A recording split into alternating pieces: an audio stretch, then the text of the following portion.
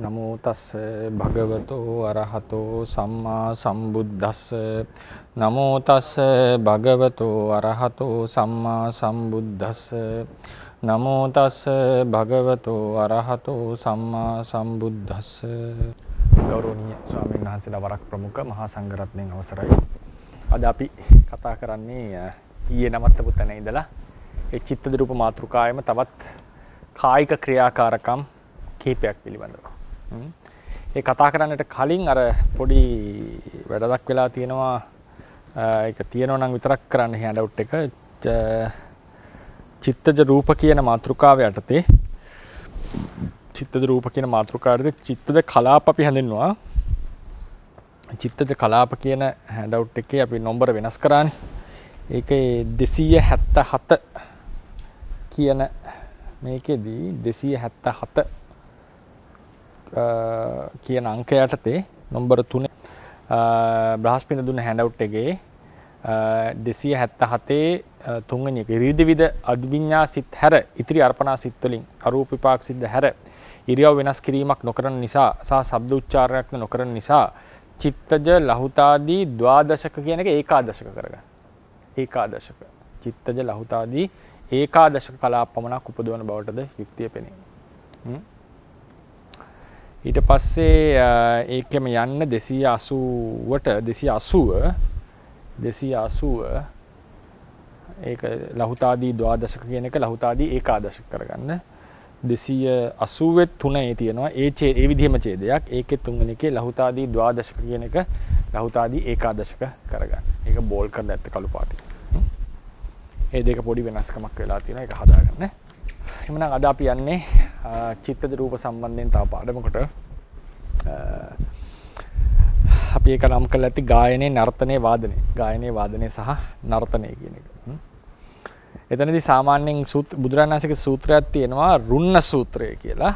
ඒ රුන්න සූත්‍රය හරි ලස්සන සූත්‍රයක්. ඒකෙදි බුදුරජාණන් වහන්සේ දේශනා කරනවා රුන්න මිදම් භික්කවේ අරියස්ස විනේ යදිදං ගීතං. ආර්ය විනේහි ගී කීම කියලා කියන්නේ ඇඬීමකට බඳුයි.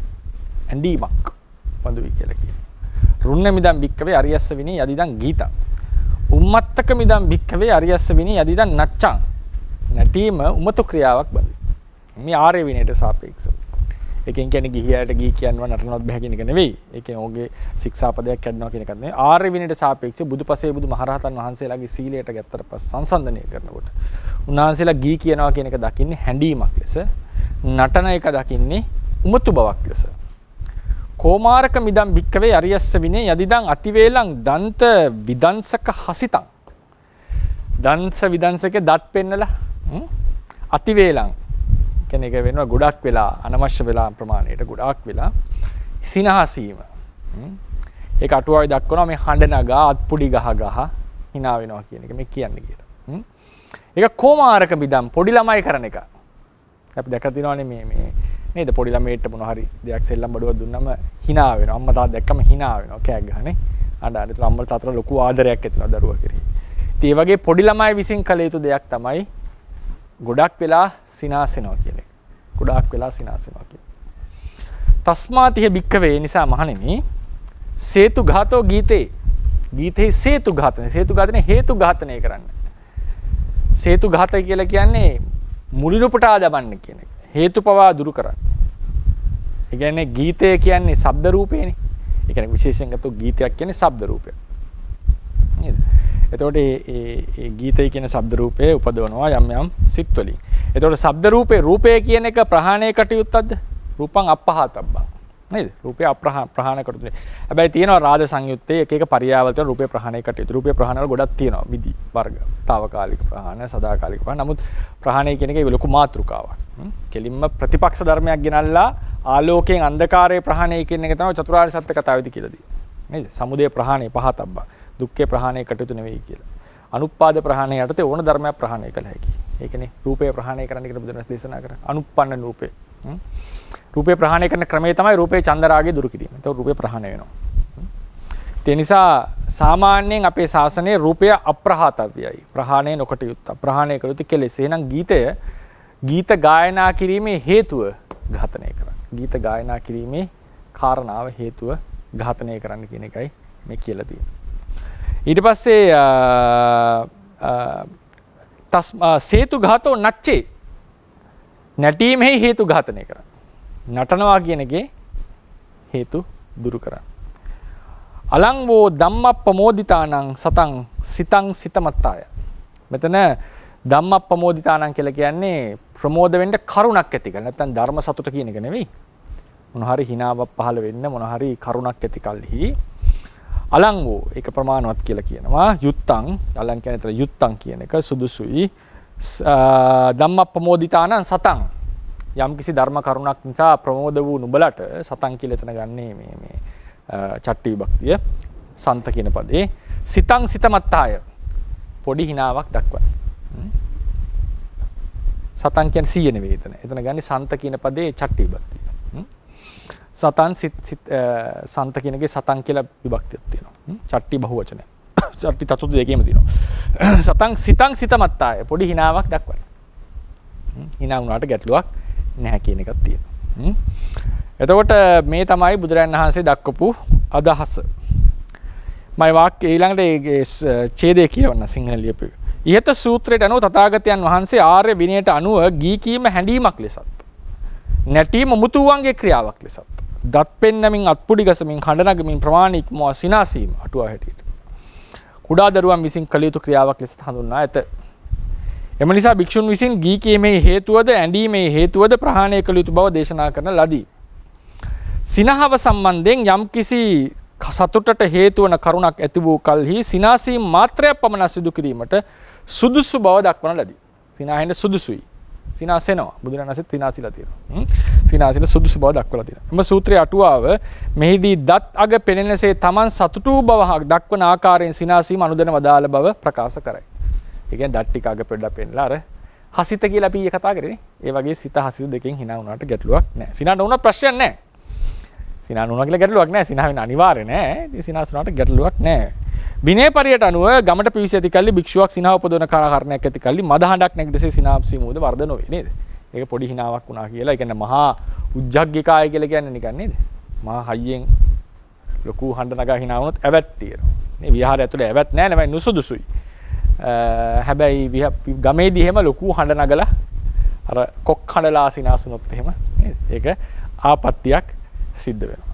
ඒ නිසා පොඩි හඬක් නැගුණාට ගැටලුවක් නෙවෙයි.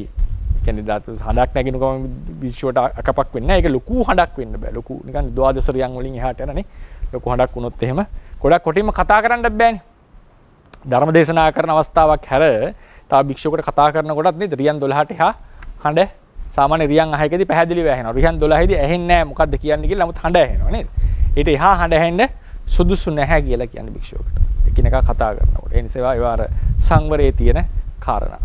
ඒක තියෙනවා වාසූපගතයට ගිය කෙනා සහ අනිත් කෙනා ඒ වගේ නේද? බෙදී මෙහෙම අපි කතා කරනවා. ඉතින් ඒ නිසා මේ ඒකේ තියෙනවා මේ ඒ විනය පරයයනුත් සිනාසීම කතා කිරීම ගැන.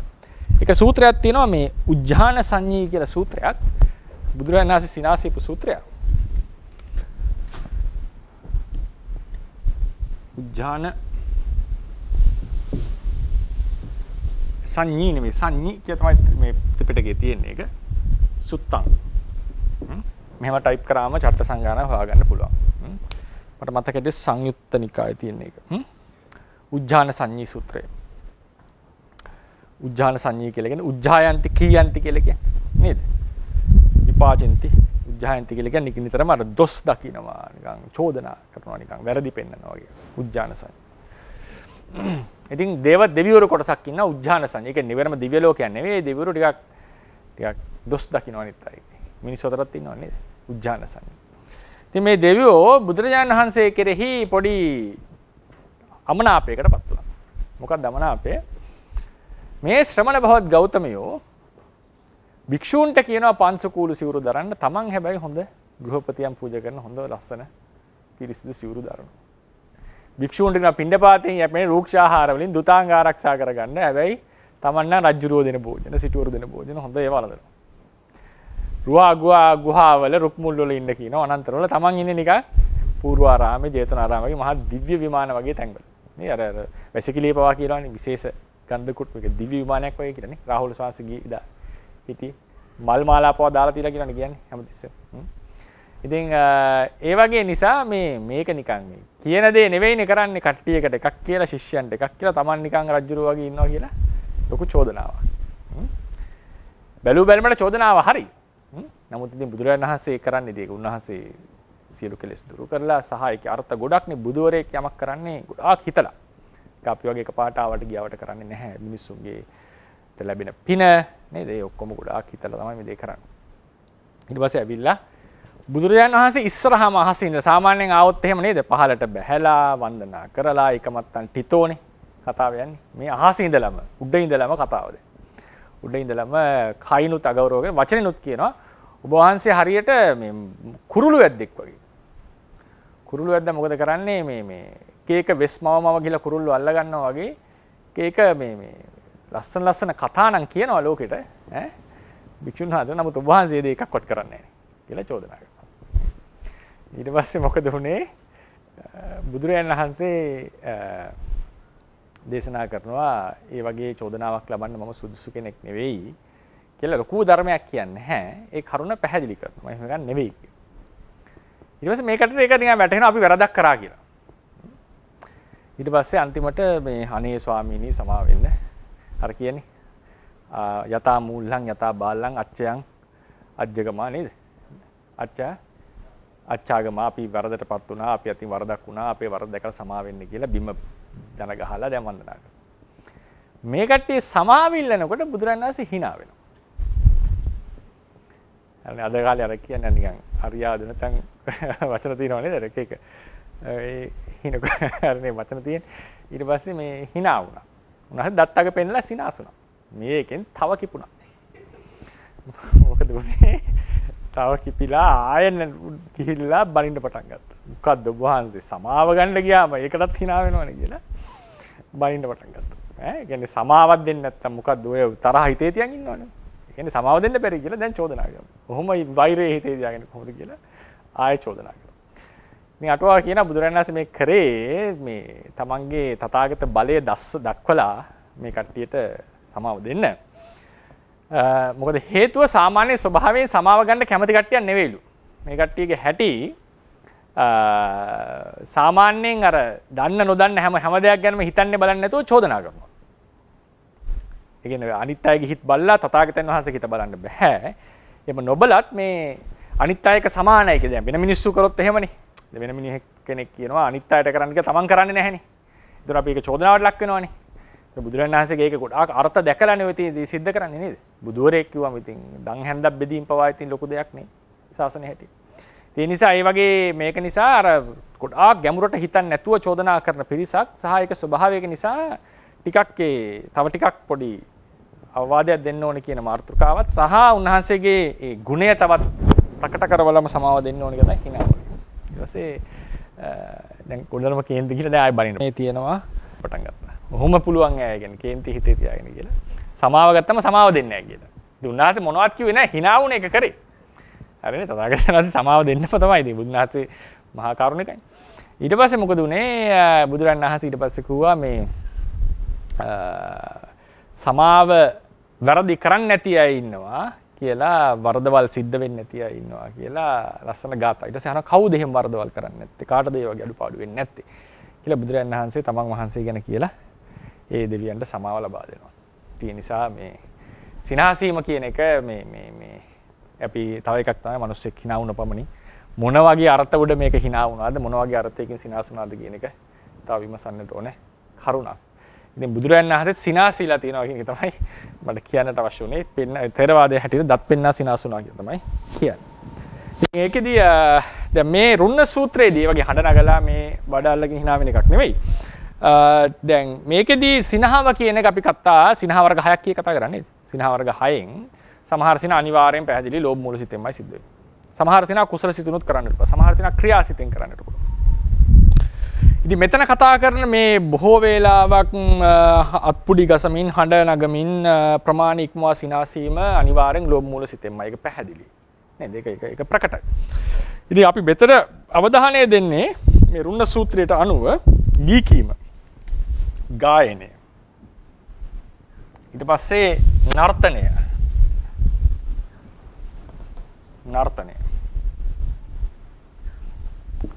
අපි ඒකට තව ඇතුළත් කරගන්න වාදනය කියන්නේ. වාදනය. මේ තුන සම්බන්ධයෙන් කොහොමද සිත් පයක කායිකව කරන ක්‍රියාවක් නේද? ඒක සිත අවශ්‍යයි. කාය විඤ්ඤාතිය හොතව තමයි මේ ක්‍රියාව. ඒක මොන වගේ සිතකින්ද මේක සිද්ධ වෙන්නේ? දැන් ප්‍රාණඝාතය කියන එක කරන්නේම ද්වේෂ මූල සිතෙන්. නේද? ඒකට කෙරෙන අනිත් ක්‍රියාකාරකම් තියෙන්න පුළුවන් ලෝභයෙන් ඒ අතරතුරේදී. නමුත් සාමාන්‍ය ක්‍රියාව කරන්නේ ද්වේෂ මූල සිතෙන්. ඒ වගේ මේ වාදන ගායන නර්තන වගේ ක්‍රියාවනොත් කරන්නේ මොන සිතෙන්ද කියන එක දැනගන්න සුදුසුයි. දැන් භික්ෂුන් වහන්සේලාට කියලා තියෙනවා මේක ඇවැත්. කෙලිම විනය පරයයන් මේවා ඇවැත් විනය රුන්න සූත්‍රයේදී ප්‍රතික්ෂේපිතයි. විනය පරයය මේ වාදනය කියන එක රුන්න සූත්‍රයේ ඇතුළත් විනය පරයයන් අපිට ප්‍රතික්ෂේපිතයි. භික්ෂු භික්ෂුණී සාමණේර සාමණේරි ඔක්කොමලටම ඒක පැවිද්දන්ට ප්‍රතික්ෂේපිතයි. වාදනය වගේ දේවල්. එතකොට නමුත් අපි බලන්නට ඕනේ දැන් භික්ෂුන්ට ප්‍රතික්ෂේපිත බව ඇත්ත. දැන් විකාල භෝජනය කියන එක භික්ෂුන් වහන්සේලාට ප්‍රතික්ෂේපිතයි. නමුත් විකාල භෝජනය කියලා කෑම රැයට කනවා කියන එක අනිවාර්යෙන් අකුසල සිතකින් කරනවා කියලා එකක් නැහැ. ඒක ගිහි කෙනෙක් රැයට කනකොට නේද? ඒක කුසල සිතකින් වෙනවා. අපිට නොදැනුවත් රැයට කන්න පුළුවන්. විනය පඤ්ඤාති නොදැන කෙනෙක් රැයට කන්නට පුළුවන්. අතීතයේ භික්ෂුන් වහන්සේලා රැ පිණ්ඩපාතේ ගියත් කතාපෘත්ති සූත්‍රෙම තියෙනවා. ඉතින් ඒ නිසා ඒ වගේ ගත්තම භික්ෂූන්ට ප්‍රතික්ෂේපිත පමණින් දේවල් අකුසල් වෙනවා කියලා එකක් නැහැ. කුසල අකුසල භාවය තීරණය කරන්නට ඕනේ අභිධර්ම පරයයයි. කැපාක බව තීරණය කරන්නට ඕනේ විනය පරයයයි. එතකොට ඒක නිසානේ අර අවසානයේදී සප්තදසාකාරය කියලා හැම විනය ශික්ෂාපදයක්ම අවසානයේදී කුසලත්‍රිකයට සහ වේදනාත්‍රිකයට දාන්නේ අභිධර්ම ක්‍රමයෙන් මොන සිතෙන්ද මේක වෙන්නේ කියන එක තේරුම් ගන්නට වැදගත්. මොන වගේ සිතකින්ද මේක සිද්ධ වෙලා තියෙන්නේ කියලා. එතකොට දැන් ගායන වාදන නර්තන වගේ ඒවා ගත්තම මේකේ විනය පරයයන් සප්තදසාකාරයට මම යන්නේ නැහැ.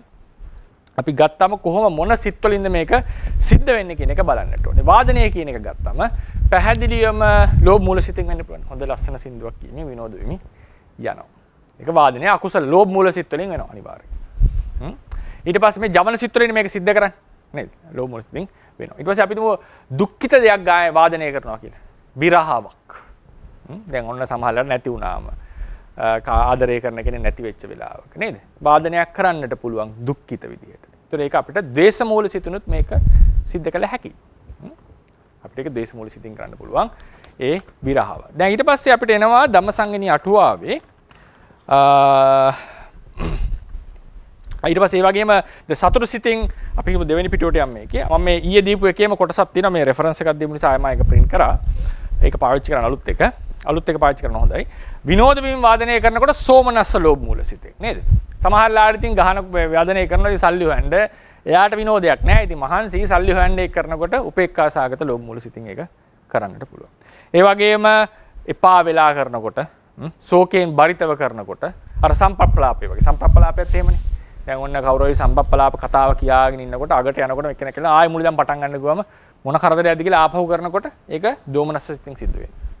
සම්ප්‍රප්ලාප. ඒක අපි කර්ම පාඩමේ ඉගෙන ගන්නවා. ඒ වගේ වාදනයක් වුණත් ශෝක බරිතව එපා වෙලා කරනකොට ඒක ද්වේෂ මූල සිතින් කරන්නට පුළුවන්. ඒ වගේම අස්තසාලනේ දැක්වෙනවා ත්‍රිවිධ රත්නෙට ශබ්ද පූජා පවත්වනවා කියලා එක පැහැදිලිව නේද? ශබ්ද පූජා පවත්වනවා. ඒතර බේර ආදී දේවල් තමන්ම අතින් වාදනය කරනවා සමහර අය. ශබ්ද පූජා පැවැත්වීම කියලා එකක්. ඒක වාදනයක් කරන්නේ ලස්සන තාලයකට වාදනය කරන්නේ. ඒ වෙලාවේ ලෝභ මූල සිත් පහළ වෙන්න පුළුවන් අනිවාර්යයෙන් මේ අතරතුරේ ලස්සන වාදනයේට. නමුත් අපි කුසල සිතින් මේක අපිට කරන්න පුළුවන්. ඒක ශබ්ද පූජා පැවැත්වීම කියලා නේද? දැන් අර තියෙන්නේ මේ පිරිත් කියන්න කලින් හැම ශබ්ද පූජා පවත්වන. ඒක කරන කෙනාගේ හිත අනුව. සල්ලි හොයන්න නම් කරන්නේ ඒක ලෝභ මූල සිතින් කරලා තියෙන්නේ. ඇත්තටම තථාගතයන් වහන්සේට ත්‍රිවිධ රත්නයේ සඳහා පූජා සත්කාර කිරීම සඳහා නම් ඒක කුසල සිතෙන් කළ හැකියි. ඒ නිසා වාදනය කියන එක කුසල සිතිනුත් කරන්නට පුළුවන්. හැබැයි භික්ෂූන්ට මොන සිතෙන් කරත් අදාළ නැහැ. ඒක ප්‍රතික්ෂේපිතයි. ඒක විනය පරයයන් ප්‍රතික්ෂේපිතයි. ඒතකොට කියන්නේ දැන කරනවා නම් මේ පළවෙනි සිතවිල්ල අනිවාර්යෙන් අනාදරියක් තියෙනවනේ. ඒතර අකුසල සිතක් පහළ වෙනවමයි විනය පඤ්ඤාත්තිය කඩනකොට. ඊට පස්සේ කුසල සිතින් කරන්නට පුළුවන් එයාට. නමුත් අපි දැන කරනකොට ඒ ධන මේ විනය වීතික්‍රමණය කරනවා කියන සිත එනකොට මෙතන තියෙනවා අකුසල සිතක්. ඊට පස්සේ ඉතින් එයාට ඒක ගානක් නැතුව කුසල සිතින් කරන්නට හැකියාව තියෙනවා. නමුත් අරක දැනගෙන එනකොට එතන අපි ශාස්ත්‍රීය ගෞරවයක් ධර්ම ගෞරවයක් සිද්ධ වෙනවා. ආනාවීත්‍රික්‍රමයක් සිද්ධ වෙනවා. ඒ නිසා මේක මේ විදිහටම කරන්න පුළුවන්. ගායනය කියන එකට ගායනය කියන එක ගත්තම ඒකත් පැහැදිලි හොඳ ලස්සන සින්දුවක් කියනකොට සතුරු සිතින් විනෝද වෙමින් සෝමනස් සහගත ලෝභ මූල සිතක් ওই ට්‍රිප් එකක් එහෙම ගිය වෙලාවකනේ විනෝද චාරිකාවක් ගිය වෙලාවක මුදල් උපයන්න ටිකක් සතුටකින් තොරව කළ යුතු නිසා කරනකොට උපේක්ඛා සහගත සිතින් එපා වෙලා කරනකොට දෝමනස් සිතින් විශේෂයෙන් විරහ ගීත එහෙම ගායනා කරනවා නේද? අත්‍තරම් විරහ ගීතයක් කියන්නේ Tamanට වෙච්ච එකක් ගායනා කරනකොට ශෝක සිතින් ගායනා කරන්න පුළුවන්. හරිනේ? ශෝක සිතින් ගායනා කරන්නට පුළුවන්. ඊට පස්සේ ඒ වගේම මේකෙදී එකක් කැපිලා ඒක එන්න ඕනේ ඇත්තටම අර 296 කියන එක ඒක නම්බර 4 වෙන්නට ඕනේ. ඒක වැරදිලා. 296 කියන එක රෝමි ඉලක්කම් 4 කරගෙන නර්තනය කියලා නර්තනයේද කියන තැනින් තමයි 296 එන්න ඕනේ. හරිනේ? මේ වාක්‍යෙම තියෙන නර්තනයේද කියලා ගත්ත තියෙනවනේ. ඒක තමයි 296 ඇත්තටම. බුදුගුණ ආදී අන්තර්ගත කියනකොට නම්බර 4 කරගන්න. ඒක රෝමි ඉලක්කම් 4 කරගන්න. නේද? රෝමි ඉලක්කම් 4. ඒතර බුදුගුණ ආදී අන්තර්ගත අදිය කියන ආදිය කරගන්න. අන්තර්ගත ස්තුති ගීත ගායනා කරන කලින් මහා කුසල සිත් 8ෙන්ද ගායනය සිදු කළ හැකි බවට යුක්තිය පේනවා. බුදුගුණ ආදී දක්වමින් අර කියනවා නේද අර බුදුරයන් වහන්සේ බුදු වෙච්ච අවස්ථාවල ඇවිල්ලා එහෙම ස්තුති ගායනා කරා කියලා. වාදනය කරාන එක එක දෙවිවරු ඇවිල්ලා නේ පංචතූර්ය වාදනයෙන් වාදනය කරා. ස්තුති ගීත ගායනා කරා නේද? එතකොට ඒ නිසා කුසල සිතුනුත් ඒ වගේ ත්‍රිවිධ රත්නයේ ගුණ ගායනා කිරීම සිද්ධ කරන්නට පුළුවන්. හැබැයි ලෝභ මූල සිතේ අතර පහළ වෙන්න පුළුවන් අනිවාර්යෙන්. ඉතින් ඒ නිසා ඒක විය හැකියි. නර්තනයත් මේ විදිහම නටනවා කියන එක. දැන් අනිවාර්යෙන් හොඳට විනෝද වී නටනකොට සෝමනස්සාගත ලෝභ මූල සිතින් ඒක සිද්ධ වෙනවා. ඊට පස්සේ මුදල් උපයන්න වගේ නටනකොට උපේක්ඛා සාගත සිතිනුත් කරන්නට පුළුවන්. ඊට පස්සේ අර අභිරූපණ තියෙනවා නේද? අර දුක උපදවන අභිරූපණ තියෙනවානේ. ඒවා තියෙනවා ඔය සමහර මේ ගායන වාදනවල ද්වේෂ මූල කියන්නේ දෝමනස් සිතෙන් දුකෙන් කරදරයකට වගේ කරන්නට පුළුවන්. එපා වෙලා. ඒ වගේ ත්‍රිවිධ රත්නයට ගෞරව කිරීමට අපි නර්තනය කරන තැන මොකද්ද? පෙරහැර. නේද? පෙරහැරවල වල නටන්නේ මොකටද? ඒක විනෝදයේ පිණිස එකක් නෙවෙයි. ඒ ත්‍රිවිධ රත්නයට ගරු කරන්න කරන්නේ. ත්‍රිවිධ රත්න කරන පූජා. පෙරහැරක් කියලා කියන්නේම ත්‍රිවිධ රත්නයට කරන පූජාවක් නේද? ඒ නිසා ඒකෙත් කුසල හිතෙන් ඕනනම් කෙනෙක්ට නර්තනය සිද්ධ කළ හැකි. සිද්ධ කළ හැකි. හැබැයි ඒක එහෙම කියලා රහතන් වහන්සේ කෙනෙක් එක් කරයිද නැහැ. මොකද අපි දන්නවා ඒ සමහර ක්‍රියාකාරකම් තියෙන උන්වහන්සේලා තින් වෙන්නේ නැති. සමහර ක්‍රියාකාරකම් තියෙන උන්වහන්සේලා තින් වෙන්නේ නැති. ඒ නිසා අර ඉහළට යනකොට මේ වගේ මාර්ගඵලාදීලාභී අවස්ථා එනකොට අනාගාමී මට්ටමින් එහාට මේවා සිද්ධ වෙයි කියලා හිතන්න බෑ. අනාගාමී මට්ටමේ අනිවාර්යයෙන් මේවා සිද්ධ වෙන්නේ නැහැ බොහෝ දුරට. බොහෝ දුරට සිද්ධ නොවිය යුතුයි. මම පෞද්ගලිකව හිතන එකක්. රහතන් වහන්සේගෙන් කිසිසේත්ම වෙන්නේ නැහැ මේ කියන කටයුතු ටික. ඉතින් ඒ නිසා මේ දැන් ඔය නාවුනු සාන්නහසෙම කියන්නේ අනාගාමී වුණාම නිත්‍ය දස සීලය කියලා. නිත්‍ය දස සීලය කියලා. මුදල් පරිහරණය පව නැති වෙනවා වගේ. ඉතින් ඒ නිසා මේවා මේ කුසල සිතින් විය හැකි. හැබැයි එකකින් කියන්නේ නැහැ පැවිද්දට කැපයි කියන එකවත් නේද? රහත් වෙච්ච කෙනෙක් අනාගාමී වෙච්ච කෙනෙක් මේවා කරනවා කියන එකවත් නෙමෙයි කියන්නේ. පෘථුජන කෙනෙක්ට සාමාන්‍ය කෙනෙක්ට මේවා කුසල සිතුනුත් සිද්ධ කළ හැකි. ඒකේ වැදගත් වෙන්නේ තමන්ගේ හිත කෙබඳුද කියන එකයි මොන වගේ අභිප්‍රායකින්ද මේක සිද්ධ කරන්නේ කියන එක. මේ තමයි ගායනයේ වාදනයේ නර්තනයේ සම්බන්ධයෙන් අපිට කියන්න තියෙන කරුණ. ඊළඟට ඇඬීම කියලා එක. හැඬීම. අඬනවා කියලා කියන්න බෑ. ඇඬීම. ඇඬීම නැත්නම් ඇඬීම. අඬනවා කියන එකේ තේරුම තමයි මොනවද? දුක දරා ගන්න බැලුව එළියට එනවා. શબ્දයක් එක පිට කරනවා අපි. නේද? සමහරලාට ඒක වචන වලින් පිට කරනවා. ඒකට කියනවා පරිදේවේ කියලා. කෑ ගහලා අනේ මගේ පුතේ කොහෙද ගියේ ආදි ලෙසට අඬ පිට කරනවා. මේක තමයි පරිදේව. විශේෂයෙන් ඇත්තටම අවංකවම කියන්නට ඕනේ කනගාටුයි. නමුත් ලංකාව වගේ රටවල ඒක තාම වැඩි මට්ටමක තියෙන්නේ. දැන් බුරුම රටේ ඒක හරිම අඩුයි අඬනවා කියන එක. කෑ ගහනවා කියන එක නම් වෙන්නෙම නැති මට්ටමට. තායිලන්තෙත් ඒ විදිහයි. දැන් පිට රටවලත් මම දන්නවා පිට රටවල ණය කොන්තර දන්නවා. ඉතින් මේ වගේ නිකන් අර ලතෝනේ තීති අඬනවා කියලා එක සිද්ධ වෙන්නේ නැහැ. ඉතින් ඒ නිසා ඒ පරිදේවය හැඬීම කියන එක පරමාර්ථ වශයෙන් ගත්තම ශබ්ද රූපේ. දැන් ගීතයක් වුණත් පරමාර්ථ වශයෙන් ගත්තම ශබ්ද රූපේ තියෙන. ඒ දෝමනස්ස සිතෙන් නිකුත් කරපු ඇති කරපු ශබ්ද රූපේ තමයි ඒ දුක ප්‍රකාශ කරමින් ඒ ශබ්ද රූපේ තමයි පරිදේවය කියලා කියන්නේ. ඇඬීම කියන කොටත් අර ඉකික ගහනකොට එන ශබ්ද රූපය. ඒක චිත්තජ රූපයක්. චිත්තජ රූපයක්. ඉතින් ඒක දෝමනස්ස සාගත සිතෙන්ම තමයි අනිවාර්යෙන් සිද්ධ. මෙතන කරන්නේ දැන් සතුටු සිත වැඩි වෙලා සතුටු කඳුළු වෙනවා කියලා එකක් තියෙනවානේ. ඒක නෙවෙයි මේ කතා කරන්නේ. අඬනවා කියලා කියන්නේ කෙලින්ම අර දුකෙන්ම සිද්ධ වෙන එක ගැනයි මේ කතා කරලා තියෙන්නේ. දැන් හැඬීම දැන් ඔය අර දුක් ගොඩ තියෙනවනේ අපේ. ශෝක පරිදේව දුක්ඛ දෝමනස්ස උපායාස කියලා නේද? ශෝක පරිදේව ඊට පස්සේ දුක්ඛ දෝමනස්ස දෙක පැත්තකින් තියමු. ඊට පස්සේ උපායාස. ශෝකය කියලා කියන්නේ ඥාති ව්‍යසන, භෝග ව්‍යසන ආදී ඇති වුණාම ඇති වෙන චිත්ත පරිලාහය, ශෝකය. පරිදේවය කියන්නේ ඒක කෑග් ගහ අඬන බව. පරිදේවය. ඊට පස්සේ දුක්ඛය කියලා කියන්නේ කායික දුක. දෝමනස්සය කියන්නේ මානසික දුක. අකමැති දේවල් වුණාම එහෙම අපිට කීන්ති යනවා වගේ අවස්ථාවලදී එන අමනාපවත් ගාව තමයි දෝමනස්සය කියලා කියන්නේ. උපායාසය කියලා කියන්නේ අර ඥාති ව්‍යසන, භෝග ව්‍යසන ආදී සිද්ධ වුණාට පස්සේ අඬලා අර ගොඩාක් බලාගෙන ඉන්න අතේ බලාගෙන ඉන්නවා, කන්නෙත් නැහැ, බොන්නෙත් නැහැ, ඇඟ වැහැරෙන මට්ටමට ඉන්නව නේද? කල්පනා කර කර ඉන්නවනේ. ඒ තමයි උපායාසය කියලා කියන්නේ. ඒක හරි අභ්‍යන්තර 10ක්. පරමාර්ථ වශයෙන් ගත්තම ඥාති ව්‍යසන, භෝග ව්‍යසන ආදීදී ඒ දුකටපත් වෙන දෝමනස්ස හිතේ වේදනාවයි ශෝකය. පරමාර්ථ වශයෙන් වේදනාව. ඒ අඬනකොට පහළ වෙන චිත්තජ ශබ්ද රූපේ තමයි පරිදේවය. චිත්තජ ශබ්ද රූපේ. දුක්ඛය ගත්තම දුක්ඛ සහගත කාය විඥානේ වේදනා චෛතසිකය. දෝමනස්සේ ගත්තම අමනාප දේවල්, අකමැති දේවල් සිද්ධ වෙනකොට පහළ වෙන අපිට ඇති වෙන අමනාප ගතියේ ද්වේෂ මූල සිතේ දෝමනස් වේදනාව තමයි දෝමනස්. උපායාසය කියනකොට අර වගේ ඇවිල්ලා ද්වේෂ චෛතසිකය ගන්න. ඒක ද්වේෂ චෛතසිකය, ඒක වේදනාව නෙවෙයි ගන්න. ඒක අභ්‍යන්තරයේ අර පැසව කැකෑරි තියෙන එක. මේ තුන් දෙනා එකිනෙකට සම්බන්ධයි. ලස්සන උපමාවක් වෙන අටුවාවේ. දැන් උදාහරණයකට මොනවා හරි භාජනයක් අරගෙන තෙල් වගේ මොනවා හරි භාජනයක් හිතන්නකෝ හොදි හදන එකක් කියලා නේද? ඒතර මේකට දාලා අපි රත් කරනවා. රත් කරනකොට මොකද වෙන්නේ? මේක රත් වෙලා යනකොට දැන් මේක පෙන දානවා. මේ තමයි ශෝකය. ශෝක අවස්ථාව, ඥාති ව්‍යසන ආදී ආපිලා. මේ ගොඩාක් රත් වෙලා මෙයා වුණොත් එහෙම පෙන දාලා මෙතනින් එළියට එනවා. ශෝකේ දරා ගන්න බැරි එළියට එනවා. කෑ ගහනවා, පරිදේවය. අඬනවා. දැන් පරිදේවය කියනකොට අර අඬන එකත් අපිට ගන්න පුළුවන් ඕන නම්. ඉකිග ගහ අඬන එකත් පරිදේවයට ගත හැකියි. සාමාන්‍ය විස්තර කරලා තියෙන්නේ නම කිය අඬනවා කියන එක.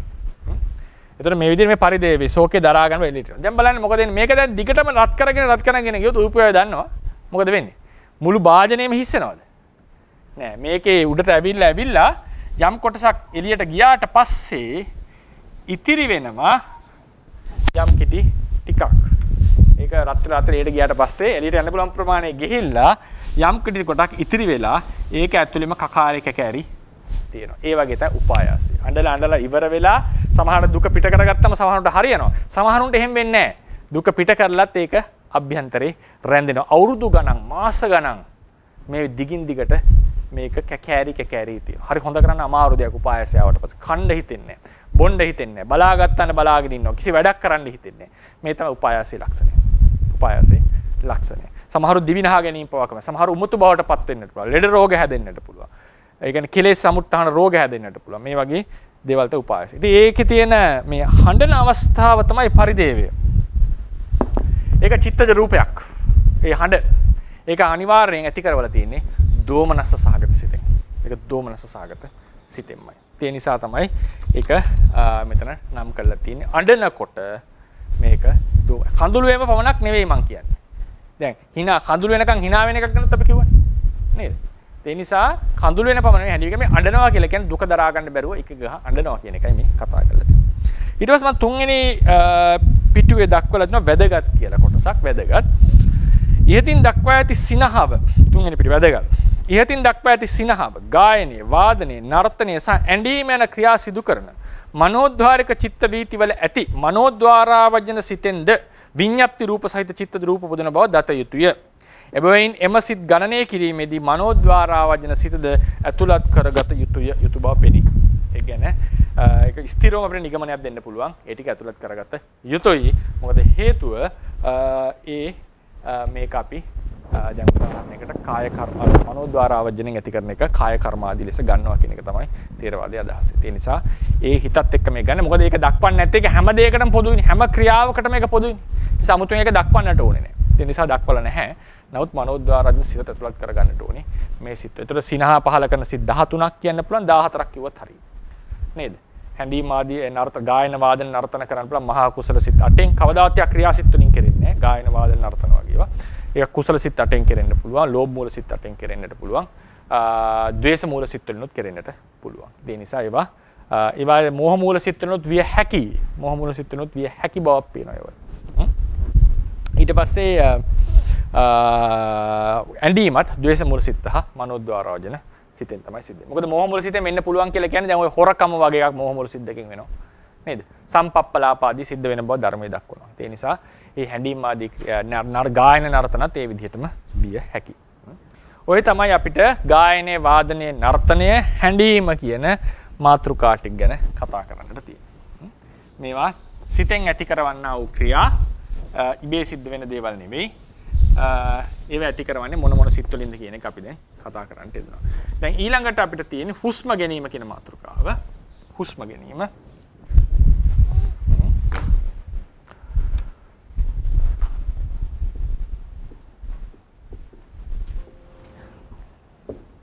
හුස්ම ගැනීම කියන එක ගත්තම හුස්ම ගැනීම කියලා කියන අනිවාර්යෙන් කාම ලෝකයේ සිද්ධ වෙන ක්‍රියාවලියක් තේරවාදී හැටියට. කාම ලෝකයේ දෙවියෝ පවා හුස්ම ගන්නවා. කාම ලෝකයේ සිද්ධ වෙන ක්‍රියාවලිය. රූප ලෝකයට ගියාම බ්‍රහ්මිය හුස්ම ගැනීමක් සිද්ධ කරන්නේ නැහැ. හුස්ම ගැනීමක් සිද්ධ කරන්නේ නැහැ. ඉතින් කෙනෙක් කෙලි මහන් ප්‍රශ්න බ්‍රහ්ම ලෝකයේ බ්‍රහ්මයන්ට ආනාපාන සති භාවනාව වඩන්න බැරි. බෑ පටන් ගන්න බෑ. හැබැයි ආනාපාන සතිය වඩලා ඒ බ්‍රහ්ම ලෝක ගියාම නිමිත්ත තියෙන නිමිත්ත අරමුණු කරගෙන නෑ. ධානයට යනකොට නිමිත්ත නෙවෙයි හුස්ම වැඩක් නෑ. ඒ නිසා නිමිත්ත අරමුණු කරගෙන ධානයේ දිනු කරන්නට පුළුවන්. හැබැයි අලුතෙන් පටන් ගන්නට ක්‍රමයක් නෑ හුස්ම වැඩෙන්නේ නැති නිසා. හුස්ම වැඩෙන්නේ නැති නිසා. අරූප ලෝකේ කතා කරන්නේ නෑ. ඒක ශරීරයට අවශ්‍ය ක්‍රියාවක් නිසා අරූප ලෝකේ ශරීරයක් නෑ. ඒ නිසා හුස්ම ගැනීමක් නෑ. කාම ලෝකෙට විතරක් ආවෙන ක්‍රියාවක් තේරවාදී හැටියට. ඉතින් හුස්ම කියන එක ගත්තම අපි හඳුන්වන්නේ මම මේක හෙටත් මාතෘකාව කතා කරනකොට මහත්මයෙක් අහුව ප්‍රශ්නයක් මේක චිත්තජ රූපයක් වන්නේ කොහොමද කියන එක මට අද ගන්නට වෙලා නැහැ. ඒක ටිකක් දීර්ඝව අපි කතා කරන්නට ඕනේ. ඒකේ තියෙන මාතෘකාව ටික. ඉතින් ඒ නිසා දැන් හුස්ම ගත්තම දැන් උදාහරණයකට මෙහෙම ගත්තොත් එහෙම මෙතන හිස කියලා ගත්තොත් මේක කඳ මෙතනින් මේක ඇතුල් වෙලානේ යන්නේ නේද? වෙනහළු වලට. නාසයෙන් ඇතුල් වෙලා ඇතුළට යනවා වෙනහළු වලට එතනින් ආපහු පිටට එනවා. මේ තමයි හුස්ම ගන්නවා කියන ක්‍රියාවලිය. හුස්ම ගන්නවා. එතකොට මේ ථේරවාදයේ හැටියට හුස්ම යනු චිත්තජ රූපයක් කියලා කියනවා. ඒක චිත්තජ රූපයක්. ඒක මම ඒකේ ඇයි මේ මොකද්ද මේ පදනම මොකද්ද මේ කතා කරලා තියෙන මාතෘකාව කියන එක අපි හෙට විස්තර වශයෙන් කතා කරමු. හරිනේ මම දැනට කියන චිත්තජ රූපයක්. හැබැයි මේ චිත්තජ රූපය කරජක ඒ රූපය කරජකයේ නිශ්ශන්ද ඵලයක්. කරජකාය කියලා කියන්නේ මොකද? කරජකාය කියලා කියන්නේ කරජකය කියන්නේ මේ අපේ උපාදින්නක ශරීරය කියන එක නේද? කර්මයේ බලපෑමට ලක් වෙච්ච ශරීරය. කර්මජ රූප කියන එක නෙවෙයි චතු සමුට්ඨානික සත්‍යංග රූප. කරජකායෙහි කයෙහි නිශ්ශන්ද ඵලය.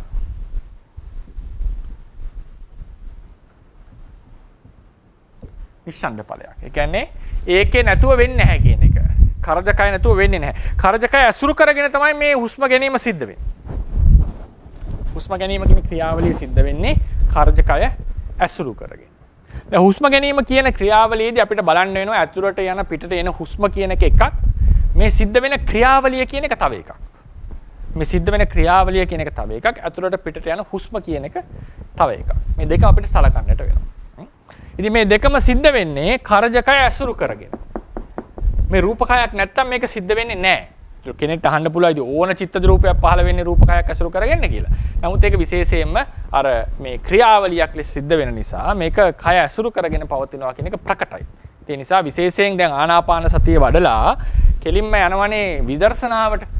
ඒ යනකොට මේ හුස්ම කියන සංසිද්ධිය අරගෙන ඒක පවතින්නේ රූපකය ඇසුරු කරගෙන නිශ්චය කරගෙන කියලා තමයි අපි හුස්මයට ફોકસ කරලා හුස්මේ අරමුණු කරගෙන සමාධිය උපදවලා ඒ හුස්ම පවතින්නේ හුස්ම ගැනීම හුස්ම කියන දෙක පවතින්නේ කරජකය ඇසුරු කරගෙන කියලා අන්න චතු සමුට්ඨානික කරජකය කියන්නේ පඨවි ආපෝ තේජෝ වලින් නිර්මිත මේ කය අරමුණු කරන් විදර්ශනාව පටන් ගන්නවා.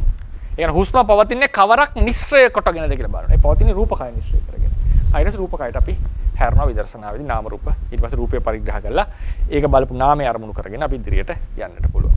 ඒ නිසා මේක චිත්තජ රූපයක් ලෙසත් හඳුන්වනවා කරජකහේ නිස්සන්ද ඵලයක් ලෙසත් හඳුන්වනවා. හරිනේ? හැබැයි සිත නිරුද්ධ වුණාම හුස්ම වැටෙන්නේ නැහැ. නිරෝධ සමාපත්තියදී වැටෙන්නේ නැහැ. මල් මිය ගියාම වැටෙන්නේ නැහැ. ඒ නිසා කරජකයට විතරක් මේක सिद्ध කරන්න බෑ. ඒ නිසා චිත්තජ රූපයක් කියන සංඛ්‍යාවෙන් තමයි තේරවාදයේ මේක සලකලා තියෙන්නේ. හැබැයි ඒකෙන් කියවෙන්නේ නැහැ. දැන් බාහිරෙන් ගන්න ඔක්සිජන් තමයි ඇතුළට එන්නේ.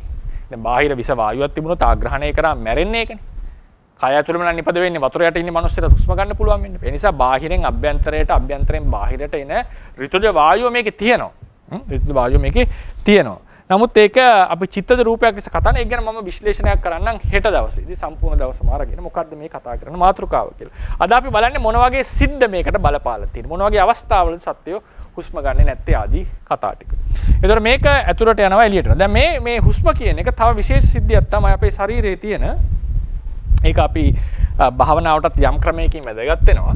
සහ ධර්මයේ තේරුම් ගැනීමට. ඒ කියන්නේ මේක අචේතනික ක්‍රියාවකුත් වෙනවා. අචේතනික කියලා කියන්නේ චේතාන්ත්විකව නෙවෙයි කරන්නේ. චේතාන්විතව නෙවෙයි කරලා තියෙන්නේ. ඉබේ සිද්ධ වෙන එක. සචේතනික ක්‍රියාවකුත් වෙනවා.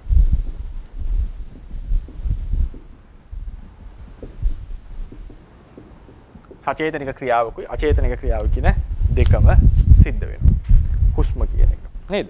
හුස්ම ගන්නවා කියන සිද්ධිය. දැන් උදාහරණයකට හුස්ම ගන්නවා කියන එක ජීව විද්‍යාත්මකව ගත්තාම මොලෙන් පාලනය කරන ක්‍රියාවල ජීව විද්‍යාව හැටියට මොලෙන් පාලනය කරන. ඒතකොට සාමාන්‍යයෙන් ජීව විද්‍යාත්මකව අචේතනිකව මොලෙන් සිද්ධ වෙන්නේ මේක දක්වලා තිනවා මෙඩියුලා කියන කොටස සහ පොන්ස් කියන ඒ කොටස් දෙකෙන් තමයි මේ එකකින් තමයි ඒ ශරීර අවයව ආදී ඒ ප්‍රසාරණය සංකෝචනය ආදී සිද්ධ කරලා තියෙන්නේ.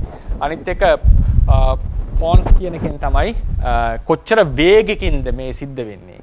ඒ කියන්නේ ඒ දීර්ඝ කෙටි බව ආදී තීරණය වෙලා තියෙන මොලේ තියෙන තවත් කොටසකින්. ඒක විද්‍යාව දන්න අය හොඳට විස්තර කරයි. ඒතකොට ඒ නිසා මේ කොටස අපි respiratory centers කියලා හඳුන්වනවා මොලේ. මේක මොලෙන් සිද්ධ වෙන ක්‍රියාවලියක්. ඒක අභ්‍යන්තරයේ තියෙන ඇතුලේ තියෙන කැලලෙන් සිද්ධ වෙන්නේ. පරිණාමවාදයේ හැටියට පසු කාලයේදී මොලේ ලොකු කැල නිර්මාණය වෙනකොට මේ බලෙන් හුස්ම ගන්න පුළුවන් බැරි භාවය කියන එක මිනිහට පස්සේ ඇති වුණා කියලා තමයි සාමාන්‍යයෙන් සලකලා තියෙන්නේ. ඒ කියන්නේ සමහර සත්තුන්ට මේ හිතාමතා හුස්ම හිර කරගෙන ඉන්න පුළුවන් අපිට. අපි දැකලා නැහැ සාමාන්‍යයෙන් නේද? බල්ලෙක් මං හිතන්නේ සමහර සත්තුන් එහෙක් කරන්නේ නැහැ නේ හුස්ම නොගෙන ඉන්නවා කියන එක. සමහර සත්තු නම් අර මේ එහෙම දැකලා තිනවා ඒක අන්කොන්ෂස් දන්නේ නැහැ කොටියට අහු වුණාට පස්සේ මැරිලා වගේ ඉඳලා නැගිටලා දුවලා යන සිද්ධි තියෙනවා. ඉතින් ඒක සමහරලාට සිහි නැති වුණාද නැහැ. අර වාල්මීක ජාතකයේදී නේද? කුරුංගමික ජාතකයේදී බෝසත්න් වහන්සේත් එක්ක කරන උගන්වනවා. ඒ විදිහට හුස්ම හිර කරගෙන ඉඳලා මේ දුවන්න කියන කතාව. සමහරලාට ඔය මේ පුවන් අතර අදපවා වෙනවා. ඉතින් ඒක සමහරට ඌ ඇත්තටම සිහි නැති වෙලා හිටියද නැත්නම් හිතලා හිර කරගෙන හිටියද කියන එක තේරෙන්නේ නැහැ. ඒ අපි දකින වීඩියෝ වල. ඉතින් මේ සාමාන්‍යයෙන් කියන්නේ මේ බලෙන් හුස්ම ගන්නවා කියන එක වෙනම කොටසකින් තමයි පාලනය වෙන්නේ. ඒ කොටස් තැන් දෙකකින්. ඉබේ හුස්ම ගන්න එක නිදාගෙන ඉන්නකොට වෙන්නේ එක තැනකින් මොලේ බලෙන් හුස්ම ගන්න එක. ඒකට කියන්නේ කෝටෙක්ස් කියන කොටසින් තමයි ඒක සිද්ධ මෝටර් කෝටෙක්ස් එකෙන් තමයි ඒ බලෙන් හුස්ම ගන්නවා අපි සචේතනික හුස්ම ගන්නවා කියන කොටස තියෙනවා. ඒකේ තව අණු කොටස් තියෙනවා ඒවා සිද්ධ කරන ඒ හුස්ම සම්බන්ධයෙන්. ඊට පස්සේ තවත් විදිහකට ගත්තම ওই භයානක අවස්ථාවේදී හයිපොතැලමස් කියන කොටසෙන් හුස්ම වල සම්පූර්ණ අධිකාර ඒ කියන්නේ ගන්නවා. එතකොට තමයි අර වේගෙන් හුස්ම වැටිලා අපිට fight or flight කියලා කියන්නේ. fight or flight කියලා කියන්නේ එක්කෝ භයානක දෙයක් සිද්ධ වුණාම එක්කෝ අපි දේවල් දෙකයිනේ කරන්නේ. එක්කෝ එකත් එක්ක ගහ ගන්නවා. නැත්නම් අපි දුවල යනවා flight. flight කියන්නේ දුවල යනවා. අපිට භයානක දෙයක් ආවොත් අකමැති දෙයක් ආවොත් ගොඩක් වෙලාවට අපි කරන්නේ දෙකක් කැලේක එහෙම. නේද? අපිට ගහ ගන්න පුළුවන් සත්ත්වෙන් නම් අපි ඒ සත්ත්වයා බය කරලා ඌ එලවලා දානවා. අලියෙක් වගේ එකෙක් නම් අපිට මොනවත් කරන්න බෑ නේ අපි දුවල යනවා. fight and flight කියන. ඒතකොට ඒකට හොඳට හුස්ම වැඩ කරන්නට ඕනේ. ඒ නිසා ඒ වෙලාවේ ඒ හයිපොතැලමස් එකෙන් ඒ හුස්ම කියන එක වේගවත් කරනවා කියලා කියන මේ තමයි සාමාන්‍ය ජීව විද්‍යාත්මකව සාමාන්‍යයෙන් දල වශයෙන් අපි කතා කරන මාතෘකාව. ඒතර මොලෙන් තමයි මේ හුස්ම ගැනීම සිද්ධ වෙලා තියෙන්නේ. ප්‍රධාන වශයෙන් මොලය පදනම් කරගෙන. ඉතින් ඒකේ තව තියෙන්නට පුළුවන් අපි නොදන්නා කරුණු. ථේරවාද සම්ප්‍රදාය හැටියට ථේරවාදයේ හැටියට සිත තමයි මූලික ප්‍රත්‍යය. හුස්ම ගැනීමට තියෙන ප්‍රධාන ප්‍රත්‍යය සිත. එතකොට සිතෙන් විතරක් මේක කරන්න පුළුවන් නෑ. අපි දන්නවා පැහැදිලිවම මොලේ යම් යම් කොටස් නැතුනම සිතේ හැකියාවල් නැති වෙලා තියෙනවා. අපි එදා කතා කරා සිත සහ මොලේ අතර ලොකු අන්තර් සම්බන්ධතාවයක් තියෙනවා. රූපේ සහ නාමේ, නාමයෙන් රූපේට, රූපෙන් නාමයට. ඒක බලවත් ප්‍රත්‍ය ටිකක් මේ ටික. ඒ නිසා අනිවාර්යෙන් මේ මොලේ කොටස් ටිකේ දායකත්වය පැහැදිලි. ඒක පරීක්ෂණයෙන් ඔප්පු කරපු දෙයක්. તો ථේරවාදයේ හැටියට කතා කරලා තියෙන මොලේ දායකත්වයට වඩා මේ සිතෙන් ඇති කරන බලපෑම. සිතෙන් ඇති කරන බල. මොකද හේතුව මිය ගියාම හුස්ම පහළවන්නේ නැහැ. නිරෝධ සමාපත්තියේදී හුස්ම සිද්ධවන්නේ නැහැ. ඒ වගේම අනිත් එකක් තමයි මේ හුස්මයි සිත අතර සම්බන්ධය දැනගන්න. හිත සංසුන් වෙන්න හුස්ම එන්නේ සියුම් වෙනවා. මේ තව ක්‍රමයක්. ඔය සිතයි හුස්ම අතරේ සම්බන්ධය පෙන්වන තැන් ථේරවාදී. යුක්තිය බන්න තියෙන තැන්. මිය ගියාම හුස්ම නතර වෙනවා. නිරෝධ සමාපත්තියට සමවැදුනම හිත නැහැ හුස්ම නතර වෙනවා. ඒක චතුර්ථ ධානයේත් වෙන එකක්. ඊට පස්සේ එන්න හිත සියුම් වෙන්න හුස්මත් සියුම් වෙනවා. හුස්මත් සියුම් වෙනවා. දැන් ඔය සමත වඩනකොට සමාධිමත් වෙන්න හිත සියුම් වෙනවා. දැන් විදර්ශනායෙන් වඩනකොට නාම රූප දෙක පරිග්‍රහ කරනවානේ. ඊට පස්සේ ප්‍රත්‍ය පරිග්‍රහයට එහෙම ගියාට පස්සේ තවත් හුස්ම සියුම් වෙනවා. ඒක මොකද සියුම් වැඩි. ඒකේ අවධානය වැඩි, ගැඹුර වැඩි, ප්‍රඥාව වැඩි. ඒතකොට එන්නේ මේ කාය සංකාරය සියුම් වෙනවා. ඒතකොට මේ අර සිද්ධ වෙන පිම්බීම් හැකිලිම් ආදී ගොඩාක් අඩු වෙනවා. එන්නේ අඩු වෙනවා. ඒ නිසා ඒකිනුත් ගම්ම්‍ය වෙන එකක් තමයි තේරවාදයේ හැටියට යුක්තියක් තමයි පෙන්වන්න තියෙන්නේ. සිතයි හුස්මයි ලොකු සම්බන්ධතාවයක් තියෙනවා. සිතයි හුස්මයි. හැබැයි ඒක පමණක් නෙවෙයි. දැන් කුසල හිතෙන් නමුත් දිව්වොත් එහෙම මහන්සි වෙලා කය නිසා මිතින් කොච්චර හිත බැලන්ස් කරගත්තත් හුස්ම වැටෙනවා. ඒ කායික අවශ්‍යතාවයක්. ඔක්සිජන් වාතය අඩු අවශ්‍ය වෙනවා රුධිරයට නේද? ඉතින් මොළයට ආදී අංග වලට. ඉතින් ඒ නිසා ඒක එතකොට මේ ජීව ක්‍රියාවලියක් ලෙස සිද්ධ වෙනවා. අපි එක තැන ඉඳලා හොඳට සිත calm down කරොත් සංසුන් කරගත්තොත් අපේ හුස්ම අඩු වෙන්න වේගය අඩු වෙනවා. ඒ නිසා හුස්ම සහ හිත අතරත් ලොකු සම්බන්ධතාවයක් තියෙනවා. ඉතින් මේ වගේ පදනම් උඩ තේරවාදයේ හැටියට හුස්ම යනු චිත්තජ රූපයක්. සිත නිසා පවත්වන්නා වූ රූපයක්. හැබැයි ඒකෙන් ගම්ම වෙන්නේ නැහැ බාහිරෙන් හුස්ම ගන්න නැහැ කියන්නේ. බාහිරෙන් ඒ කියනවා පොත්වල. ඒ කියන්නේ බාහිරෙන් අභ්‍යන්තරයට එනවා හුස්මක්. ඇතුලෙන් බාහිරට එනවා හුස්මක්. ඒක අපි අනිත් දවසේදී දීර්ඝව කතා කරමු කොහොමද මේක තේරුම් ගන්න එක. ඉතින් තේරවාද සම්ප්‍රදායට අනුව 301 බලන්න. 301 තේරවාද සම්ප්‍රදායට අනුව අවසාන පිටුවේ. ඉබේ හුස්ම ගැනීමද සිතාමතා හුස්ම ගැනීමද සිත නිසා සිදුවන ක්‍රියාවලියකි. විද්‍යාව හැටියට ඒක මොළය නිසා සිදුවන ක්‍රියාවලි දෙකක්. තේරවාදයේ හැටියට සිත නිසා සිදුවන ක්‍රියාවලි දෙකක්. එවන් සිත් ගණන් කරන දීර්ඝ ක්‍රමයෙන් දැන් අපි මෙතෙක් කල අපි සිත් ගණන් කරේ 89 ක්‍රමයෙන් නේද? සිත් ගණන් කරන දීර්ඝ ක්‍රමයට ආවම ඒකේ හැටියට සිත් 84ක් තියෙනවා. සිත් 84ක්. හුස්ම ගන්න පුළුවන් සිත් 84ක්. මේක සාමාන්‍යයෙන් අපි යමකේ ඇහිඳිනකොට යමක වාචනාව නැත්නම් අය කව්වල ඇහිඳිනවා. සිත් ඒක සංකාර යමකේ කියලා එකක් තියෙනවානේ. ඒක කියනවා කාය සංකාර, වචී සංකාර කියලා. මනෝ චිත්ත සංකාර කියලා එනවා. එතකොට ඒ නිසා ඒ සංකාර යමකේදී මේක හඳුනන. ඊට පස්සේ එකක් තමයි මේකට කාය සංකාර කියලා කියනවා. මට කියන්න අමතක වුණා. කාය සංකාර. කෙනෙක් අහන්න පුළුවන් මේක කාය සංකාරයේද චිත්ත සංකාරයේද? සිත නිසා ඇති කරන එක චිත්ත සංකාරයක් වෙන්න එපා.